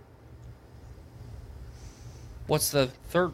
The evolve form. Meltan? The Meltan, yeah. Okay. So Meltan's 152. But I mean, okay. you can't get them for like 8 weeks minimum. It's fucking crazy grind. But no, I mean it's not hard because I mean they integrated Pokemon Go, and I mean basically everybody has like that plays consistently, I should say, has basically their Kanto Pokedex full already. So they'll just all you have to do is just get to one point in the game and you can just transfer everything to your. That's fair. And I mean the whole game is literally about catching Pokemon. You get more experience from catching Pokemon than battling trainers. So just catch everything. All right. So you would take your Switch? I would take my Switch. So this is assuming like You have time. You have time to grab whatever you want. Okay. I would take my Switch and my White Groove, my Groove white cheddar Cheez-It crackers. That's fair. I like your style. A happy man after that. Assuming the wife and kids already got out safe, I'd grab this computer and my PRS guitar. Okay. That's it. Clint's blowing up our comment. I feed trust right now. that Kristen can get out on her own. Only the strong survive. She's a capable human being. Clint says, "What's this place?" And then he says, "Most of that is on the cloud." Then he says, "I just bought a brand new Xbox and didn't back up anything, as majority of it was on the cloud, at least for Xbox. So at least you can leave that behind and grab the pug." I'm not going to grab the pug, and the majority of my Xbox stuff is not on the cloud. It's on a hard drive. It's plugged into the front of the Xbox. So just grab the hard drive. Yeah, but Just grab the whole Xbox, man. Like- Whatever, dude. You're not his dad. You don't tell him what to do. yeah, don't tell me how to live my life. Get the fuck out of my life, Cal. Tell me how to live my life. Fuck out of my life, Cal. Fuck you, Iraq. We need a meme. We need to make Just a meme grab that your- says, "Make Podcastrophe Chaw again." Yeah, we do. Nate, get on that. Just grab your Xbox. It's your life, dude. Thank you. What were we going to talk about? I feel like we were going to talk about something, I don't know. and then we got sidetracked. I think that was it. Yeah, that might have been it. This recliner, man, it's making my brain like oatmeal. I'm glad you enjoy it. Like, so the story behind this recliner, The throne. my grandmother bought it in an auction for my dad. My dad took it and didn't like it. Would rather have his one that he's been using for the last 20 years. Which there's nothing wrong with that. It's got character. This doesn't even smell like old people. Awesome.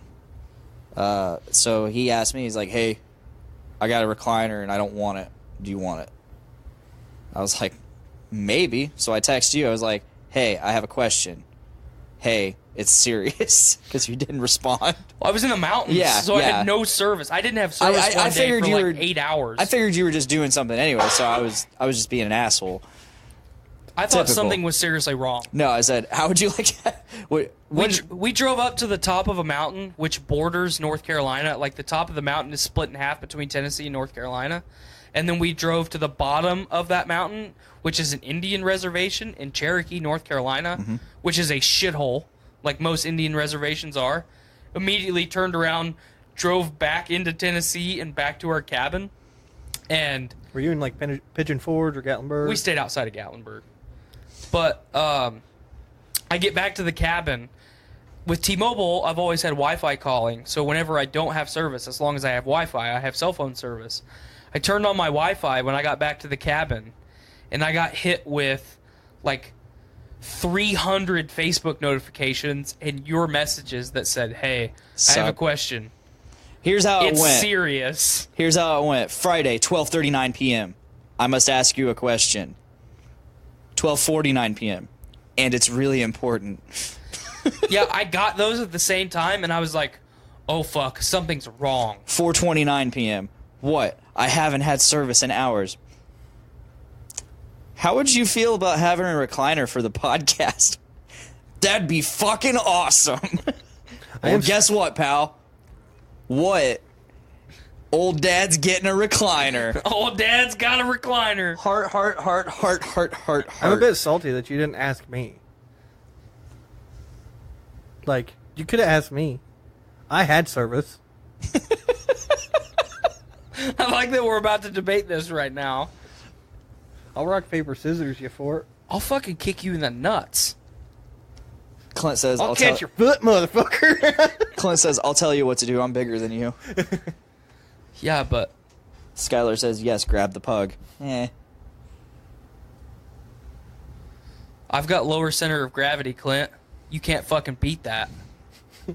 Science, bitch. You can take your fucking reach and your long legs and shove them up your ass. Because once this low center of gravity gets a hold of you, that's what I'm going to do anyway. Oh. Yeet.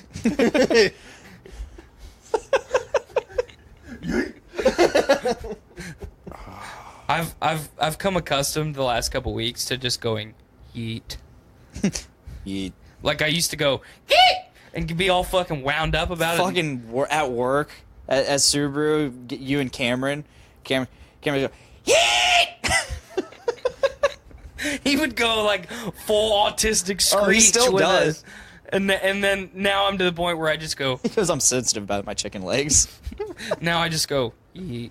It's just like I'm just defeated. Like yeet. I'm so excited. I don't know why, but when you said like I've gotten into like the habit lately of just going yeet, made me think of something my cousin said. We were playing games the other night and we were on Discord, and he was in the middle of like talking in a sentence and he just stopped, and there was like a 30-second pause and I was like, "You gonna ever finish your sentence?" He's like, "I've been in the habit of not finishing my sentences lately," and I was like, the fuck kind of habit is that, Zach? No, for real though. Like, for a long time, like maybe for like 6 months, while I worked at Tate and Lyle, there was a period of time where, like, I cornered Skylar one day and I was like, "Look, I need to ask you like a serious question. Like,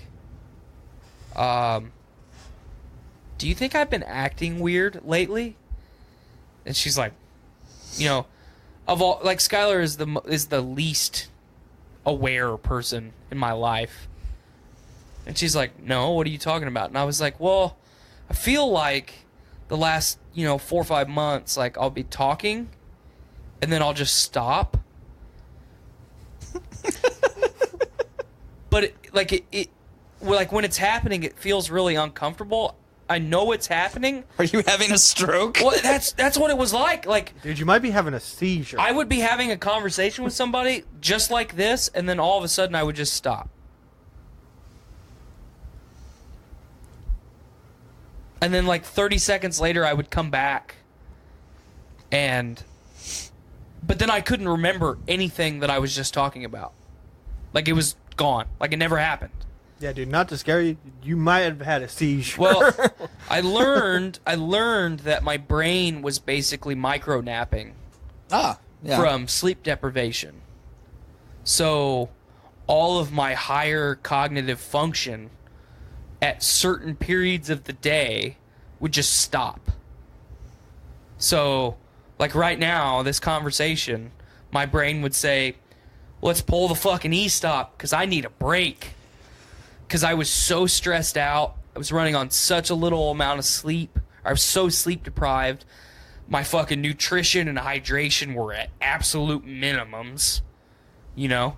I was basically living off of grease and Mountain Dew.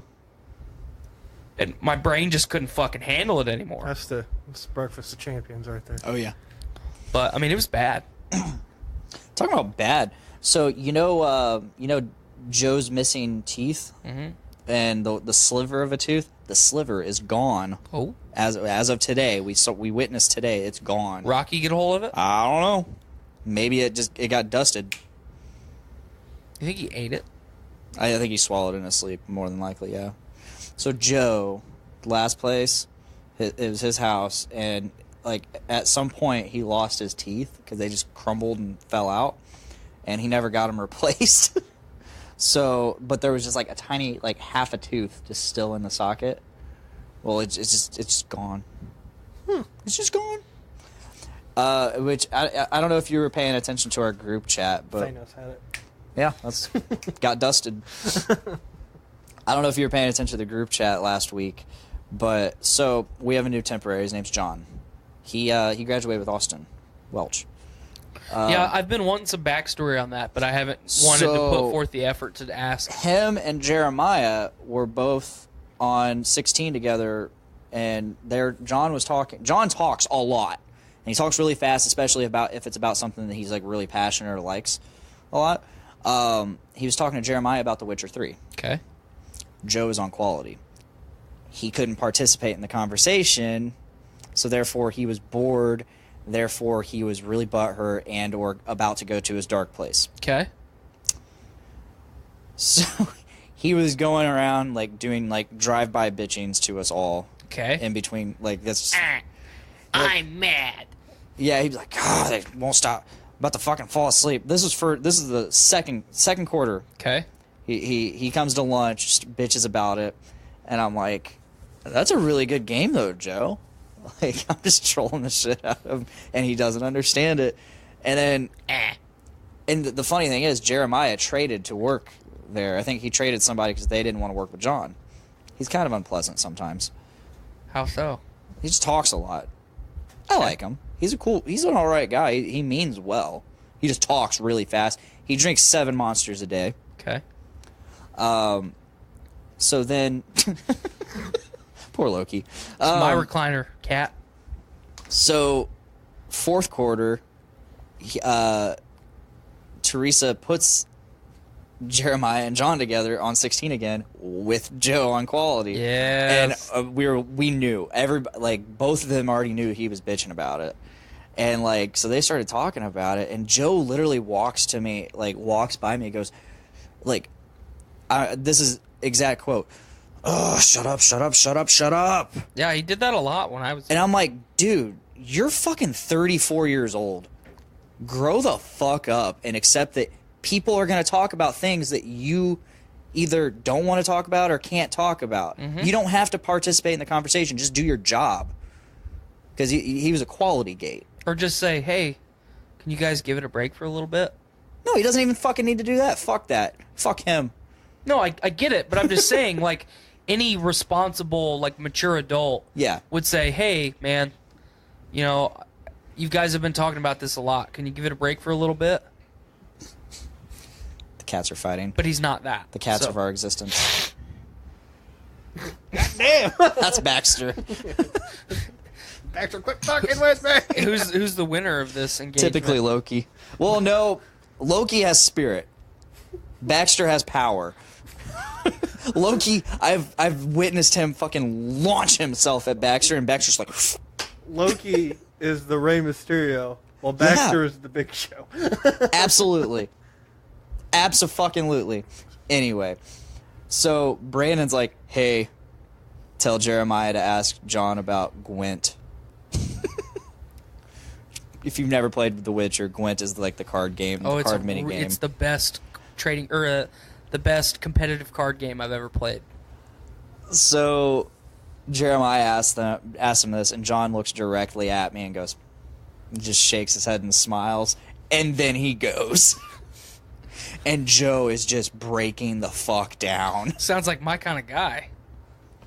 He is just So Black Friday or Thanksgiving, I was at Best Buy, and what do I see in one of the $20 bins? The Witcher 3. The Witcher 3 Complete Edition. I about fucking got it, and I was gonna just leave it in one of the empty rooms at Joe's that we have vacated. Yes. And just whenever Joe goes in there, just finds it just sitting there. Did you do the Sunkiss thing? No, I don't think we're gonna do that. And the ball pit is gonna take some time. I'm either gonna need to take donations to help get this going, because 1,000 ball pit balls costs a lot of money. I have a bunch of them. I have a ball pit at my house. We're going to have a ball pit over there? That sounds awesome. That's gonna be our weightlifting area once we get all the shit out. Nah, dude, it should be a ball pit. Like, if you're going to have a weightlifting area, like, I'll actually come over here and show you how to lift weights. Thank you. Yeah. I'll show you how to He can do it deadlift. too. I'll show you how to deadlift and not bitch about it. No shit. Oh my god. It's called the man lift for a reason. Dude, I never do it. That's why you bitch about it. I don't. You do it. I once. did it way too heavy. There's no such thing. I've never not done it heavy. Starting out when you don't ever do it, yeah. Nope. Go There's no right to such- heavy. If you squat, you should be able to deadlift right now. No problem. It's a combination lift. So Well, yeah, you're right. I think the way I was doing it was just completely wrong. I was doing good mornings. That's what Andy told me. Andy told me, he's like, "Oh yeah, Don't listen to fucking Andy. dude, he was if right. you're gonna do good mornings, number one, you shouldn't do them with heavy weight ever. Yeah, normally I do it with a 45-pound kettlebell In each hand? in just one. Okay. Like, no. A good morning reasonably should be like 135 pounds. That's where I was at. Yeah, that's a reasonable good morning. The bar Oh. and a 45-pound weight on each side. That's what I did. That's exactly what I did. And that was your heavy deadlift? Look, it was heavy because I'd never do deadlift. We'll get you there. You got to at least be at 350 Guys, minimum. Low center I of don't- gravity, my man. I don't do deadlift. Well, you're about to. I need to. Get your stuff in here. Clint's blowing up the comment feed again. He said, I don't know why. He said that recliner will never be red leather. No, it won't. He Red says- Lev, R.I.P. He says canner? Canner. What's that? Canner. It's a kid we went to school with. Oh, and then he says, I show you how a man deadlifts. Let dad show you. Yeah, bring Clint in here. I believe that. I just don't do deadlift. I'll do everything else, but I haven't done deadlift. It's the best lift for you I believe that. Also, the worst lift for you. if you do it incorrectly. Yes. Dude, I got a question. So What do you think about beardless Henry Cavill? I have no the fuck idea what you just said. Beardless Henry Cavill Beardless say- Henry Cavill. as The Witcher. I'm totally okay with it. I loved his casting as Geralt of Rivia. yeah, I'm okay with that. That show is going to be a fucking dumpster fire because of I think he's too pretty. They need to ugly he's him not, up a bit. No, I mean, have you seen the images? Yeah, He's not pretty. a little too pretty. Nah. But I'm all with of Matt the, on that. I'm with Matt on that. All of the. I think he'll pull it off though. Well, I think he's going to do a fantastic Scruff job. him up a bit, and he'll be all right. But Yeah. all of the production group of that show are all social justice warriors, and that's not good. We need to get away from that trend. Fucking stop being social justice warriors. Make the fucking material. Rah! We want The Witcher. Okay? Give us The Witcher. We're talking to you, Kathleen Kennedy. You It fuck needs off. to be gritty, and it needs to be visceral, and it needs to be fucking cruel. But still kind. Needs to be rated TVMA. Yeah. PG-13. I want to see people fucking eviscerated. I want to see Geralt of Rivia cut people in half. That's what he fucking does. Okay? I want to see him shove his sword from the tip to the fucking hilt in a monster's asshole. Like, that's what we need. Fuck. Stop making about politics and fucking social justice. I don't fucking care. I want my character, I want my show, and I want my fictional universe that I fucking live vicariously through because you ruined society. Fuck. What did you think of the new Monster Hunter image God. with Tony Jaa? Fuck. I haven't seen it. It looks awful. What? It looks awful. It looks like they went to a Party City. Or a fucking, what's the other Halloween store franchise? Halloween City. No, it's like Halloween USA. Spirit Halloween. Spirit Halloween, that's it. Spirit, yeah. It looks like they went to a Spirit fucking Halloween and bought all their costumes, and then, like, they didn't have all the stuff they needed, so they bought, like, this is like pleather from an Indiana Jones costume. You think this will work? Yeah, throw it on there. What? Throw it on there. Just make it work. Like, it looks fucking awful. Mila Jovovich, stop making movies. Yeah. Yeah. Like, I had faith in you with the Resident Evil movies. After 3, I lost all faith in you. You ruined it. I was about to ask, what has she made? I don't know. You ruined it. Yeah, you said Resident Evil. I was like, okay. She made The Fifth Element, which is one of my favorite sci-fi movies of all time, but It's okay.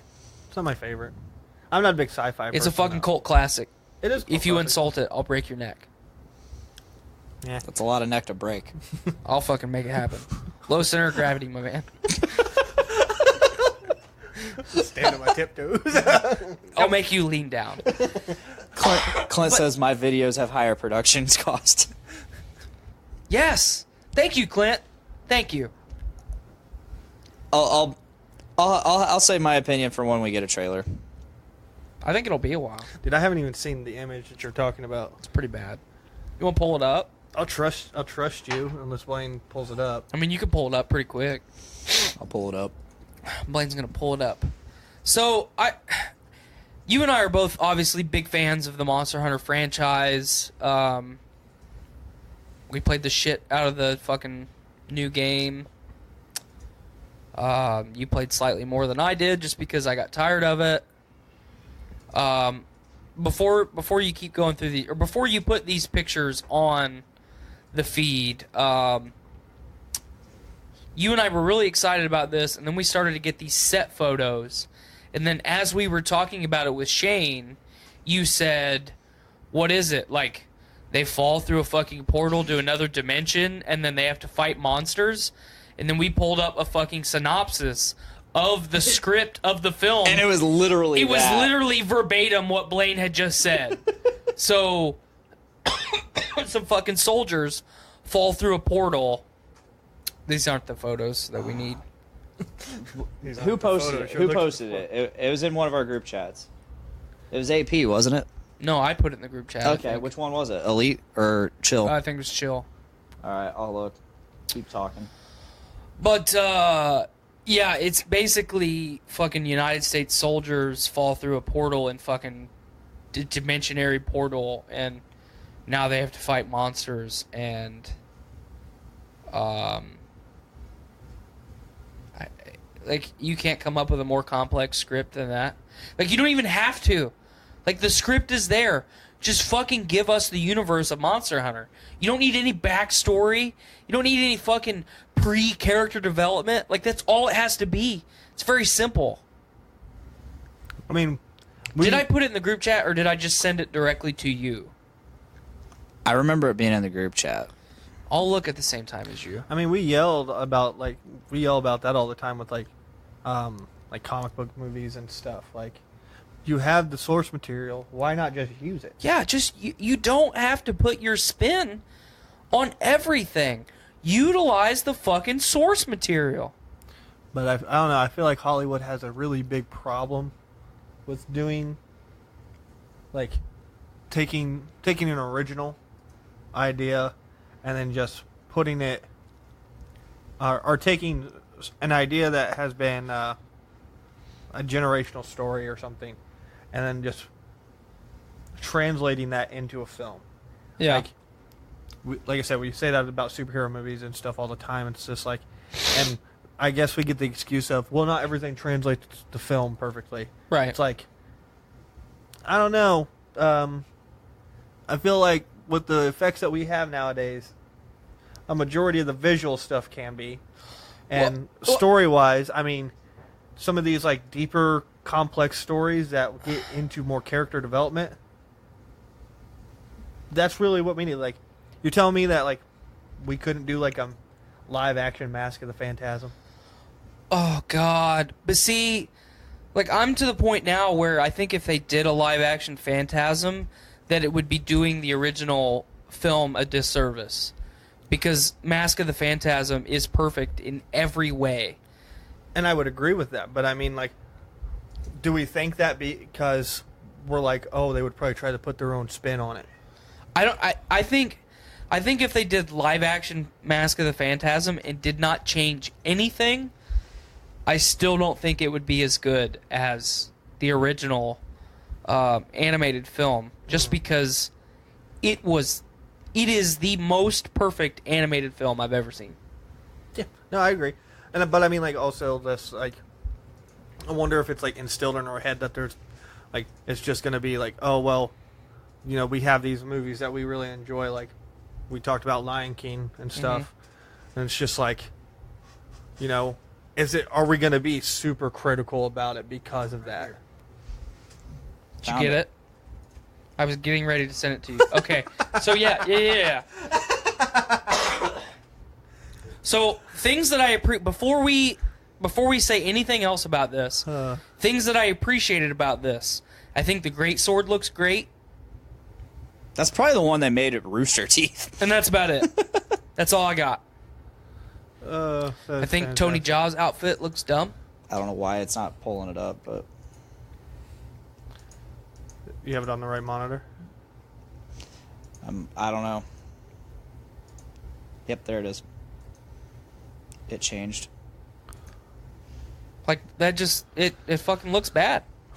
But Yeah. that looks like Monster Hunter armor to me.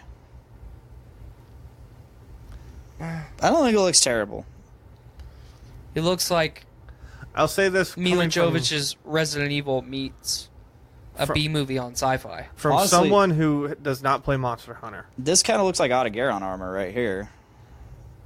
It looks like As seen riot from gear to me. tattoo. Like I said, like, this is coming from someone that doesn't play. She looks like she did exactly in like one of the Resident Evil movies. Mm-hmm. Oh, and man. he looks like he's from like one of those old Mortal Kombat movies. Yes. And that is not a good thing. Yeah. So we got the plot rundown also released today. Behind our world there is another, a world of dangerous and powerful monsters that rule their domain with deadly ferocity.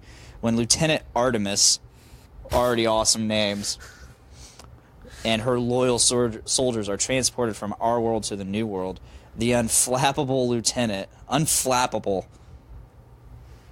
what a word Okay. to describe that. Unflappable lieutenant receives the shock of her life. In her desperate battle for survival against enormous enemies with incredible powers and unstoppable revolting attacks, Artemis will team up with a mysterious man who has found a way to fight back. He's gonna do some crazy ass knees, Muay Thai knees. Oh yeah. Well, we're talking about Monster Hunter, Blaine. So he's rocking a bow and a greatsword. Yeah, And they have the slingers. I saw. His real weapons are his fist. Let me ask you this, Blaine. How would you feel if I matched your Otogaron armor in the same place, except I did Anjanath? Would it make your heart happy? What? Oh, okay. Like we did a matching thing. Okay, I get. You're But I talking did about tattoo. Anjanath instead of Otogaron. I can't remember what the Anjanath arms looked like. Well, I mean, I don't really care about his arms. I mean, it's armor. Like his skin. Is Ron Perlman Like, in this movie? That's what his skin looks like. I mean, maybe. You might want to switch back to us. It's already switched back. Like Huh. it wouldn't make your heart Yeah, happy. I forgot. I just don't know about Anjanath. So you like the idea, just not the choice. Yeah. Okay, let's analyze. Let's let you analyze this for me. Like Ottagarin fit in my mind for you. Yeah, it was one of my favorite monsters to fight. I love the armor style. What in your mind fits for me? Devil Joe. Really? I fucking hate that armor. The Vangus armor. I want you to get a God of War 4 tattoo that literally just like has boy like on your back. It would make sense with him too. Yeah. Because he's got Cameron. Yeah. Come boy. I just think it'd be fantastic. I'm a god, boy. I'm a god boy. Still I haven't wish played I it. wish I had his voice. I want it. You want to borrow it? You don't I have a have a PS4. PlayStation. Yeah. Sucks to suck. I got the better console now. The Switch. The Switch. Dude, I've only had it for a week and it's already like my favorite console. Ever. I about got one last week, but I elected not to. I did. I got a KitchenAid instead. Worst mistake of your life. So, I like a total asshole. So I didn't want to wait until her birthday or Christmas to give it to her. So there was like clothes from unpacking and just moving all over our bedroom floor. And she had asked me to put them up, which I didn't at all, by the way. That a boy. I'm just gonna. I should have. Is what it is. So I pile all these clothes on top of the KitchenAid box. It was blatantly obvious that there was something there. And like she comes in, looks, she's like, "Why haven't you put these clothes up yet?" And I'm like, I don't know. Thinking she would notice. No, she doesn't. She looks at this fucking pile of clothes on top of a box, blatant, like part of the box showing several times. Never once was like, there's something under there. Finally, like, she catches me, like, smiling and laughing at this, and she's like, what? And I, like, look, I was like, are you fucking kidding me? And I rip down the clothes and show her, and she's like, oh my god. I did Oh my something God. similar. And then I said, look, it can hold 9 batches of cookies at once. That's a lot of cookies you could be making right now. I did something similar. I bought the Switch and all this stuff, and I figured Chris would be mad at me because I spent a lot of money. So we were originally going to get it for our anniversary. Yeah. And then we're like, we'll get it for us for Christmas. So I was like, I'm going to combine the two. And so I, like, piled them up, and then I came up with, like, I'm like, she can't get mad at me if I come up with, like, a cute little phrase. So I was like, hey, Merry Anniversamus. And it worked. Solid. So you can Nice. use that if you need it. So you're saying, Blaine, that is what I should get. Maybe. God, I need more money. Or wait, you hate Diablos, don't you? Originally, when you said Maybe Diablos. Devil Joe, that's what I thought in my mind that you said was Diablos. You hate Diablos, though. That's kind of cool. Oh, is that his bow? That's the bow. Yeah, Well, it's actually the bow gun. bow gun. The But bow is weird. Like it's just like a fist and it's like a But- Hulk hand. but I actually really dig that, how it's kind of like speckled. Yeah. Yeah. Maybe I will. Or maybe you'll find a different one. I don't know. But I feel like then we would be connected on a deeper. Would you get the Hunter's Crest too? Maybe. I mean, Erica's going to be the one to do it anyway. Yeah. I'd like to meet her eventually, Been waiting for that induction for a while and ain't got it yet. Hey, Baxter. Welcome back. Thanks for coming back, Baxter. I want to get a tattoo of the original Pokemon Game Boy cartridges. Like red, blue, yellow, and green. I dig that. I think that'd be cool. Would you get the cartridge itself or just the graphic? Like the cartridge. Okay. With the graphic on the cartridge. I think that'd be amazing. There's a better representation of the flesh up close. Okay. So I just got sent a meme, and I don't know what it says at all, but I'm going to read it live. Okay. Moms Against Fortnite is the name of the group. Okay. Like it already. Susan Kindred says, my son was playing Fortnite. It says Fortnite time, and I told him to go to bed because it was 10 p.m. and he hit me with his RGB Razer keyboard I got him for Christmas last year and told me my husband Jerry was cheating on me with Deborah, our neighbor, and I'm currently digging his grave next to our garden. I hope it's not too cold for him to decompose. Love being a gamer, Mom. Get wrecked, George. Play Fortnite in hell. You don't think Rathalos would be a better choice for me? Hey, if you want to, Rathalos was one of my first choices, because it's the flagship monster since the beginning. He's the guy. Cat, you better get the fuck out of there. Get out of there. Go on, get. Yeah, he's been the flagship monster since the beginning of the game series, and but yeah, Rathalos would be cool. I don't know, it's tough. Like that's a personal choice, I would say, and I guess you chose Anjanath, but did I take that away from you? No, I mean I was just going new generation of monsters. Okay. Otagaran and Anjanath were both new entries to the series, so it's kind of what I was going with. Yeah. I was more of a Randall fan. Okay. Really appreciate you being here. Thanks, man. Like I said, I don't play Monster Hunter. Man, I told myself that I was gonna start this sleeve for myself for Christmas. I don't fucking have any money. I feel you, dog. Like I'm so fucking busy, and it's like, you gotta remodel a bathroom. Woo!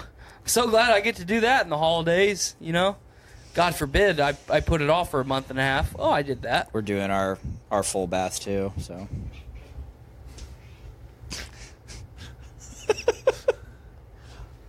It was so weird. So Baxter, he's usually the victim.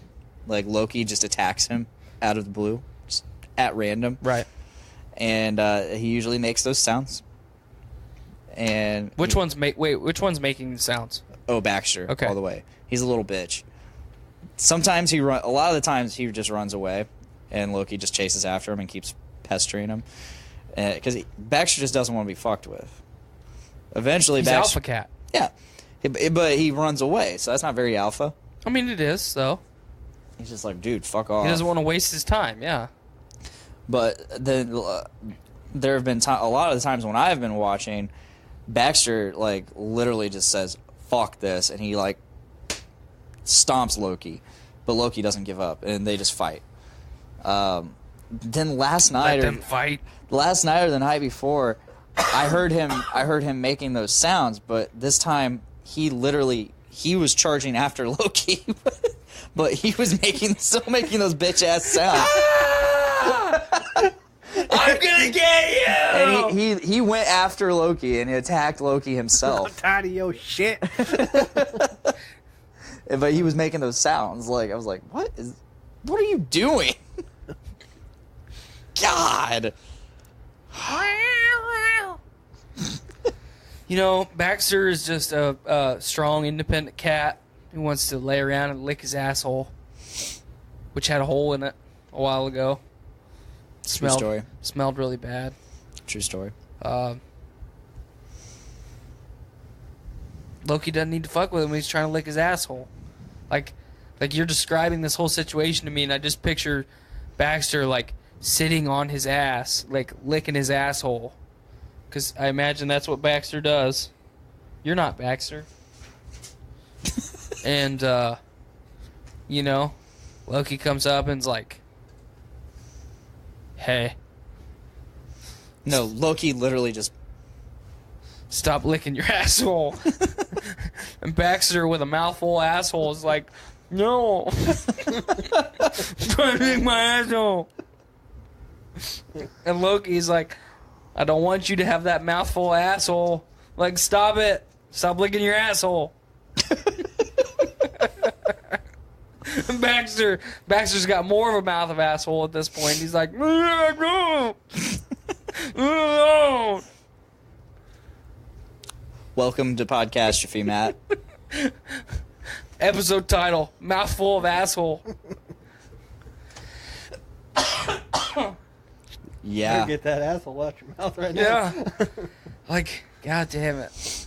Like I told you, that title will appeal to the younger kids yes, too. Yes, it will. They're all about eating ass. Yeah. But they're not going to They're not going to know what they're getting into. They're gonna be like, "Oh yeah, ass eating. I can listen to this." More butt stuff, right? And yeah, then- I'm down with that. And then they'll listen to this whole episode, get a lot of stuff talking about like actors and comedians diversifying, and then some like all that serious talk, and then whatever else we talked about for a while. And then a cat eat its own asshole. A cat being oppressed while he's trying to eat his own asshole. Like, this is a social fucking movement here. Like, cats should be free to eat their own assholes. On their time, okay? I'm taking that chair away from you.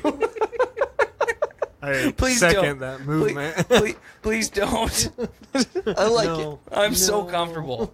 Like, Good. I have never been this comfortable on Good. a podcast before. I don't have any interesting topics to talk about. I don't know what else I have to say. Yeah, I'm good. Went on vacation. The weather was beautiful. You know, I've been trying to get Skylar to move for a decade. And within the first 10 hours of being there, she's like, I want to move here. So, but of course, it's right when I get into an apprenticeship, and then the job market for my trade isn't very good down there. So, still stuck in Indiana. Thanks, woman. Thanks, woman. But I can't complain because she told me, without me asking, that she wanted to move away from Indiana. So That's the first step. that's a big first step. I'm never moving states again, ever. I don't know how. I mean, I understand. Normally, I would say I don't know how you could leave and ever want to come back to this fucking hellhole. But you went to Chicago, which is worse than this hellhole. So, I get it. Like, this is the lesser of two evils, for sure. But Indiana is one of the most depressing places in our nation for a reason. If I were to move, it'd be down south, but it would have to be because of job, of work. Like, that'd be the only reason why I would move at this point. So, Or, like, just overall mental health. Like, hey, the weather's nicer today. That's going to actually make me happier. Like, fuck it. all right. Like, fuck science, I guess. Like, It's all a joke anyway. It's all theories. There's no such thing. oh, God. There's no such thing as scientific law. Oh, God. They're theories. We've had this conversation before. And I agreed with it all. But I also know, but I also know that cold weather makes people less happy psychologically. It's not good for your mental health. The lack of sunlight too. Yep. You need that vitamin D. You gonna get this vitamin D. Yuck. You think that's what the sun does anytime it comes out? You gonna get this vitamin D, boy. Just like, oh, thanks, son. He's like, say it with the damn chest. Oh, thanks. Oh, My wife just texted me and says, hey, Ruby has a splinter in her finger. I need your help when you get home. Get some fucking Like- tweezers. Like, Put some, amputate. put her finger in yeah, some hot water. cut her finger off. It's done. It's done. Yeah. Hot water. Get some tweezers. There you go. Saved your life. You're welcome, kid. I never tried hot water. Yeah. I got a lot of splinters as a kid. I was outside a lot more. Did you also wear your helmet? No.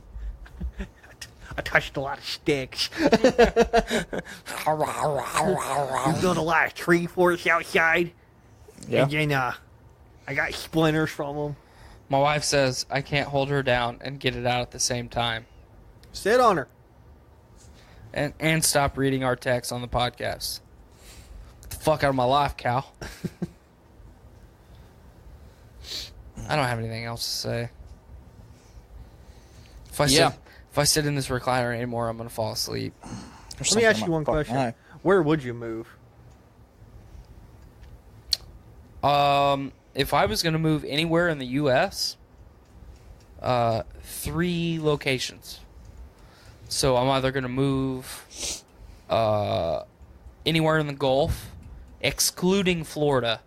So Alabama, Mississippi, Louisiana, in the Gulf side of Texas, anywhere in that range.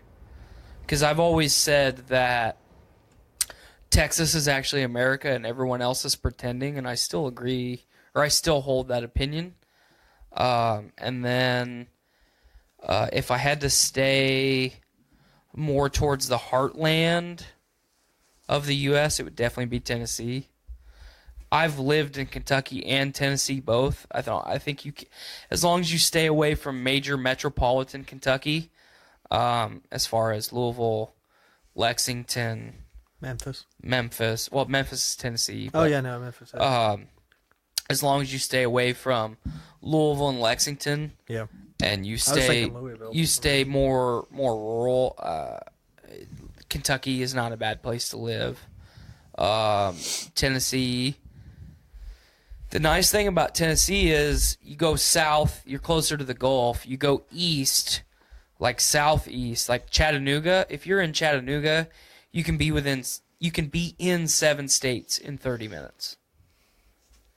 So there's a point called Lookout Point in Chattanooga that when you're standing on it, you can see 7 states from that place. So I think I've been there.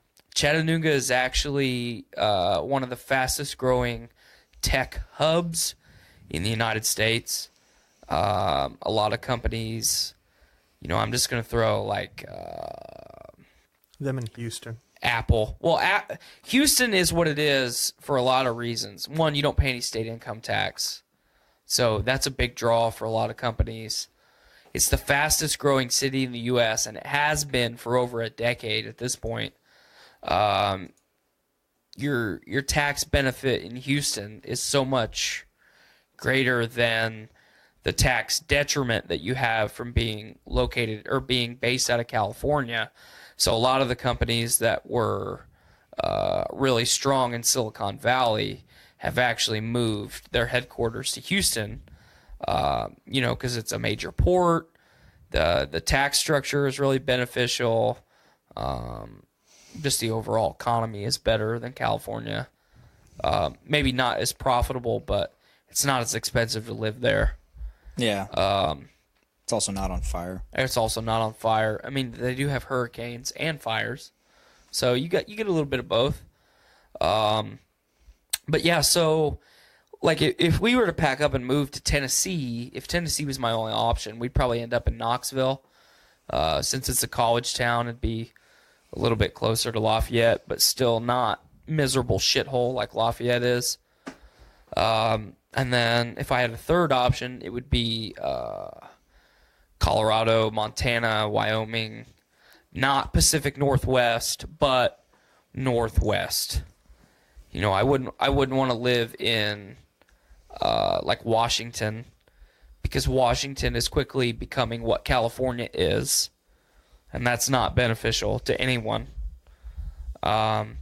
Oregon is great for a lot of reasons, but it's also less than ideal for a lot of reasons as far as the stuff that I like to do. So they have a lot of really archaic hunting regulations that, much like not being able to buy alcohol in Indiana on Sunday for 100 fucking years. It's a pretty dumb law. Mm-hmm. they have a lot of the same kind of shit in Oregon. I mean, you can smoke pot there, but you can't shoot a mechanical broadhead. Like, that's important to me because I'm a hunter. But so yeah, I think for me, if I can't be by the ocean, I want to be by the mountains. I'm tired of looking at fucking corn, man. Just tired of it. Mm-hmm. It's miserable. There's nothing to do here. And if you look at, like, people would make the argument, well, you know, Wyoming and Montana have some of the smallest population counts in the United States. Yeah, I definitely wouldn't disagree with that a bit. But for an outdoorsman, It's beautiful up there. for an outdoorsman like myself, who I don't have a lot of opportunities here because it's so fucking expensive in comparison, I could have a pretty bountiful life in Wyoming or Montana. Now, I have to deal with the winters, which is one of the things that I complain about here. But in Montana, it's not 0 degrees with ice and snow that is now compounded because it was 30 degrees 4 hours ago and now it's 0. You know, when it's fucking cold in Montana, which I've spent time in Montana in the wintertime, there's a couple feet of snow and it's fucking cold. But it's not ice, snow, and then just fucking miserable for everybody. If it's bad, it's bad. You stay at home. I think it's because probably the lake effect snow, you know, we get from good old Michigan up there. Yeah, I mean, you got, yeah. And, I mean, as much as we are prepared and equipped to handle large volumes of snow versus, like, Houston, they got a small ice storm that rolled through. There was, like... It was a couple years ago. Atlanta had like an inch of snow and it shut down their interstate. Yeah, for like 3 days. there was like an eighth of an inch of snow and a little bit of ice in Houston a couple years ago, and they pretty much shut everything going in or around Houston down. They got to Austin too. Yeah, just because they don't have the equipment to handle it, and you know, people don't take into account that maintaining a fleet of snowplows and all the ice and snow maintenance equipment is expensive to maintain. And if you only have ice every fucking decade, like, There's no need for it. it's pretty dumb to invest the money to buy that, you know, to put the capital forth to buy that and then maintain it. And then the only argument that I would make is now, in the last 10 years, with the climate change, which I'm not going to get in that climate change debate with anybody, you believe whatever you want to believe, as far as I'm concerned. Science is a theory. You know, we've proven that climate change science is 90% bullshit. We all can agree that the Earth goes through cycles, whether we're accelerating it or not. I'm not going to debate that with anybody because there's a lot of methane deposits in the United States that put off 10 times the amount of off-gassing that the entire auto fleet of the United States does 10 times over. No one can account for that amount of methane that's put into the atmosphere. But yeah, it's just, if I can't have the ocean, I want to have the mountains. I'll put up with the snow if I can look at mountains every day and then have all the opportunities to do shit, which in the long run would benefit me physically and mentally, and would actually give me an overall better quality of life just by changing the area in which I surround myself. So that's my long-winded take on relocation. And I honestly think that it's good for people to get out of their comfort zone. And, you know, I look at each individual person separate from their immediate family, their blood relatives, because I don't think blood makes you family. Separate your immediate family away, and your tribe of people are your tribe for a reason. Where there's no reason that you can't move across the country and still maintain, how would I put it? membership in that tribe, and then make new friends and have a new life. You know, when you move somewhere new, you don't have any preconceived notions of who you are. There's no reputation. There's no bullshit. It's just the baggage you bring with you. So if you want to start over, you start over. It's that simple. And that can be kind of changing for yourself as well. Absolutely. It's growth. Yeah, it's not I start a new career across the country and I create this long-winded fabrication. You know, I spin this yarn of, you know, this was my childhood and, you know, I've climbed mountains and blah, blah, blah, blah, blah. It's, if you're going to make that strong of a life change and you're cognitive enough to decide there's things in my life that I want to change other than where I put roots down, that is the perfect opportunity and the easiest excuse you can find for saying, I'm going to be a better person today. You know, that's the way that I've always looked at it. But you got to want to do any of that. Yep, you got to want to do it yourself. Mm-hmm. And that applies to a lot of things in life. Yeah, I got nothing. Thanks, I'm Matt. Hi. I would like to plug one thing. December 15th, the Doom Room is holding the Random Band Challenge. Wait, is it December 15th or December 13th? 15th. Because you had me put in my phone that it was December 13th. I think we had this conversation up in Fort Wayne, and I told you no, because you asked me the same thing, and I told you the 15th. Yeah, It's a Saturday. I don't remember that conversation. It was a Saturday. Okay. Saturday, It's December one of 15th. those nap times. Yes. I am in band number 1 because we are number 1. Are you going first? Probably. Okay. So, Tyler, I need you there. Yeah, I plan on being there. We have a song, and if I pull, Let's say congratulations. I hope so. No. If I Can pull you you and I on slow stage, dance? if I pull you on stage, could I get you to just yell your most just gnarly heritage you can? Yeah. All right. Yeah, I would do it. Okay. I'm gonna need you to do that. As long as I've got the vocal cords for it, I would do it. It's gonna sound awful for anyone. Oh, it's okay. It's all gonna sound awful. Like I'm mostly freestyling my lyrics. Nice. Like we have a song called "Scissor Fight." I killed him. Is this a lesbian innuendo? No, it's Scissor me, Xerxes. That's what I was just thinking. Wow, I didn't even think of that.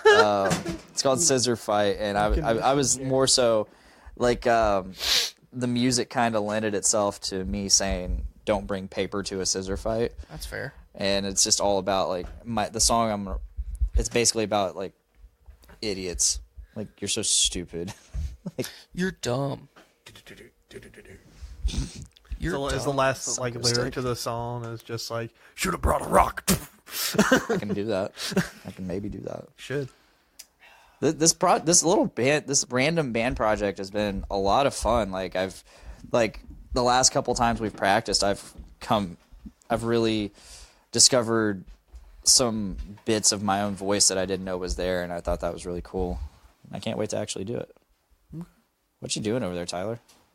Well, I can't remember where I put my keys. I just wanted to make sure that I didn't lock myself in my truck. And again, that's December 15th. Now December 15th at I'm gonna North go End see Pub. Oh man, this is the first time it's been used on the toilet down here has been used on the podcast. There's stuff in my way. I don't know. Like everything else in life, I just barreled my way through it. Are you just leaving it wide open? I'm gonna open this so I have some light. There is a light down in there. Where? It's a hanging bulb. You want me to take a shower? No, I have a shower in there too. Yeah, it doesn't work, Blake. It should. Well, it doesn't. It worked for me yesterday. Well, it doesn't.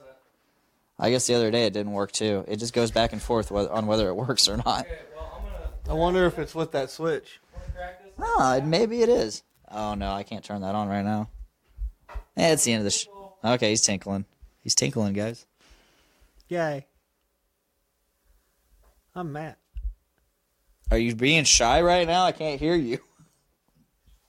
There it is. Why do you take your pants all the way down? I just picture him like Butters on South What are Park. you doing? Sitting down? Pulls his pants all the way down, lifts his shirt up. That's all he does. What a strong, heavy stream he has. My God, this man hasn't pissed for days.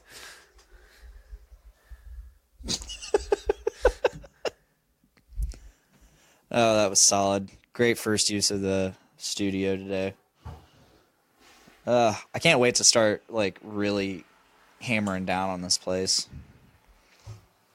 I'm gonna need to buy a bunch of shelves. I need shelves. I have a lot of stuff to put on shelves, and I don't have shelves. I need That shelves. is uber fucking convenient. Yeah, it is. No, I didn't have to take my pants all the way down. I had to fucking find my dick. I have compression short boxers on, so. I do too, and I don't have that issue. Well, you don't have a teeny tiny dick. I was about to say, mine's small like that too, brother. Don't feel bad. Yeah, I mean. All right, let's end this thing. I've been fucking locked up in this recliner for 2.5 Skylar hours. says nasty. Yeah, let's go ahead and end this. Thank you guys for listening. Thank you, Matt, for joining us officially. Thank you, Tyler. As Co-host always. number 3. Oh, yeah. We need to get name tags. You said that. So, No, I'm serious. We need to get name tags. yeah. If you're watching live, check us out every Tuesday live here on Facebook. If you're listening on Thursday, you can check us out every Thursday on iTunes and Podbean and on the Journey into Comics network feed, on all the other services as well. Same with Podbean and iTunes, Spotify, Stitcher Radio, Google Play. You're on Spotify? Yep, we're on Spotify. If you subscribe to Journey into Comics. Yes. Ah, okay. We are currently only on Podbean and iTunes. Yes. Making our way through all the different platforms, but we'll get there eventually. Are you and I going to try and do... This is something I meant to ask you when we got accepted for iTunes. Are we going to do SoundCloud? Probably not, no. I have a SoundCloud, but it's just... Nah. I mean, if it's easy, I think we should. It's not a lot of effort. I would agree with him. SoundCloud is a very popular... It's how Post Malone got to start, bro. If it's not a lot of effort, I think it would just be another one. It's just something we got to pay for. And... Because if you have a free account, you only have so much space. Right. And it's not much at all, especially for 2.5-hour podcasts. Right. So it's just not a viable platform for this type of thing. Let me see how much it is. Keep talking. Yeah. So, yeah, if you guys want to check us out, subscribe to us on Podbean or iTunes at Podcastrophe Pod. Or you can subscribe to Journey into Comics. And you get a bunch of shows like Journey into Comics, Poor News, Poor Entertainment, Adulting Ain't Easy, Foodies Watching Movies, Journey into Wrestling, Brews with Dudes, Kids for Sale, and Gallif Radio, The Voice of Survival. I think that's it. I think that's all the shows. Did I get all the shows? I think so. I did it. I did it, Tyler. Whoa. I was on Brews with Dudes this week. Nice. I did that show yesterday. That'll be out this Saturday, so check that out. We did mostly 450 beers from the Black Friday release. That was some good stuff. Double stack flapjack nuggets was decent. Tyler. I'm looking at SoundCloud. All right. If that is all, that is all. That is all. That is all. That is all. So That is all. let me ask you this real quick. Looking at SoundCloud Pro unlimited upload time, 144 a year. SoundCloud Pro, 6-hour upload time. Would that be 6 hour per thing, or 6 hours of total? I think total. Okay. Because it's mostly songs, and 6 hours worth of songs is a lot of songs. Right. So it would cost us $144 a year. How much does iTunes cost? Free. Is it? Yeah. All I had to do is send them my RSS feed from Podbean. Right. Well, And make sure the logo fit. I mean, you figured $12 a month. That's kind kind of shitty. Yeah, All right, fuck that. I'm done. I am too. So, please make every day a big dick day. Yeet. Bye, guys. Matt.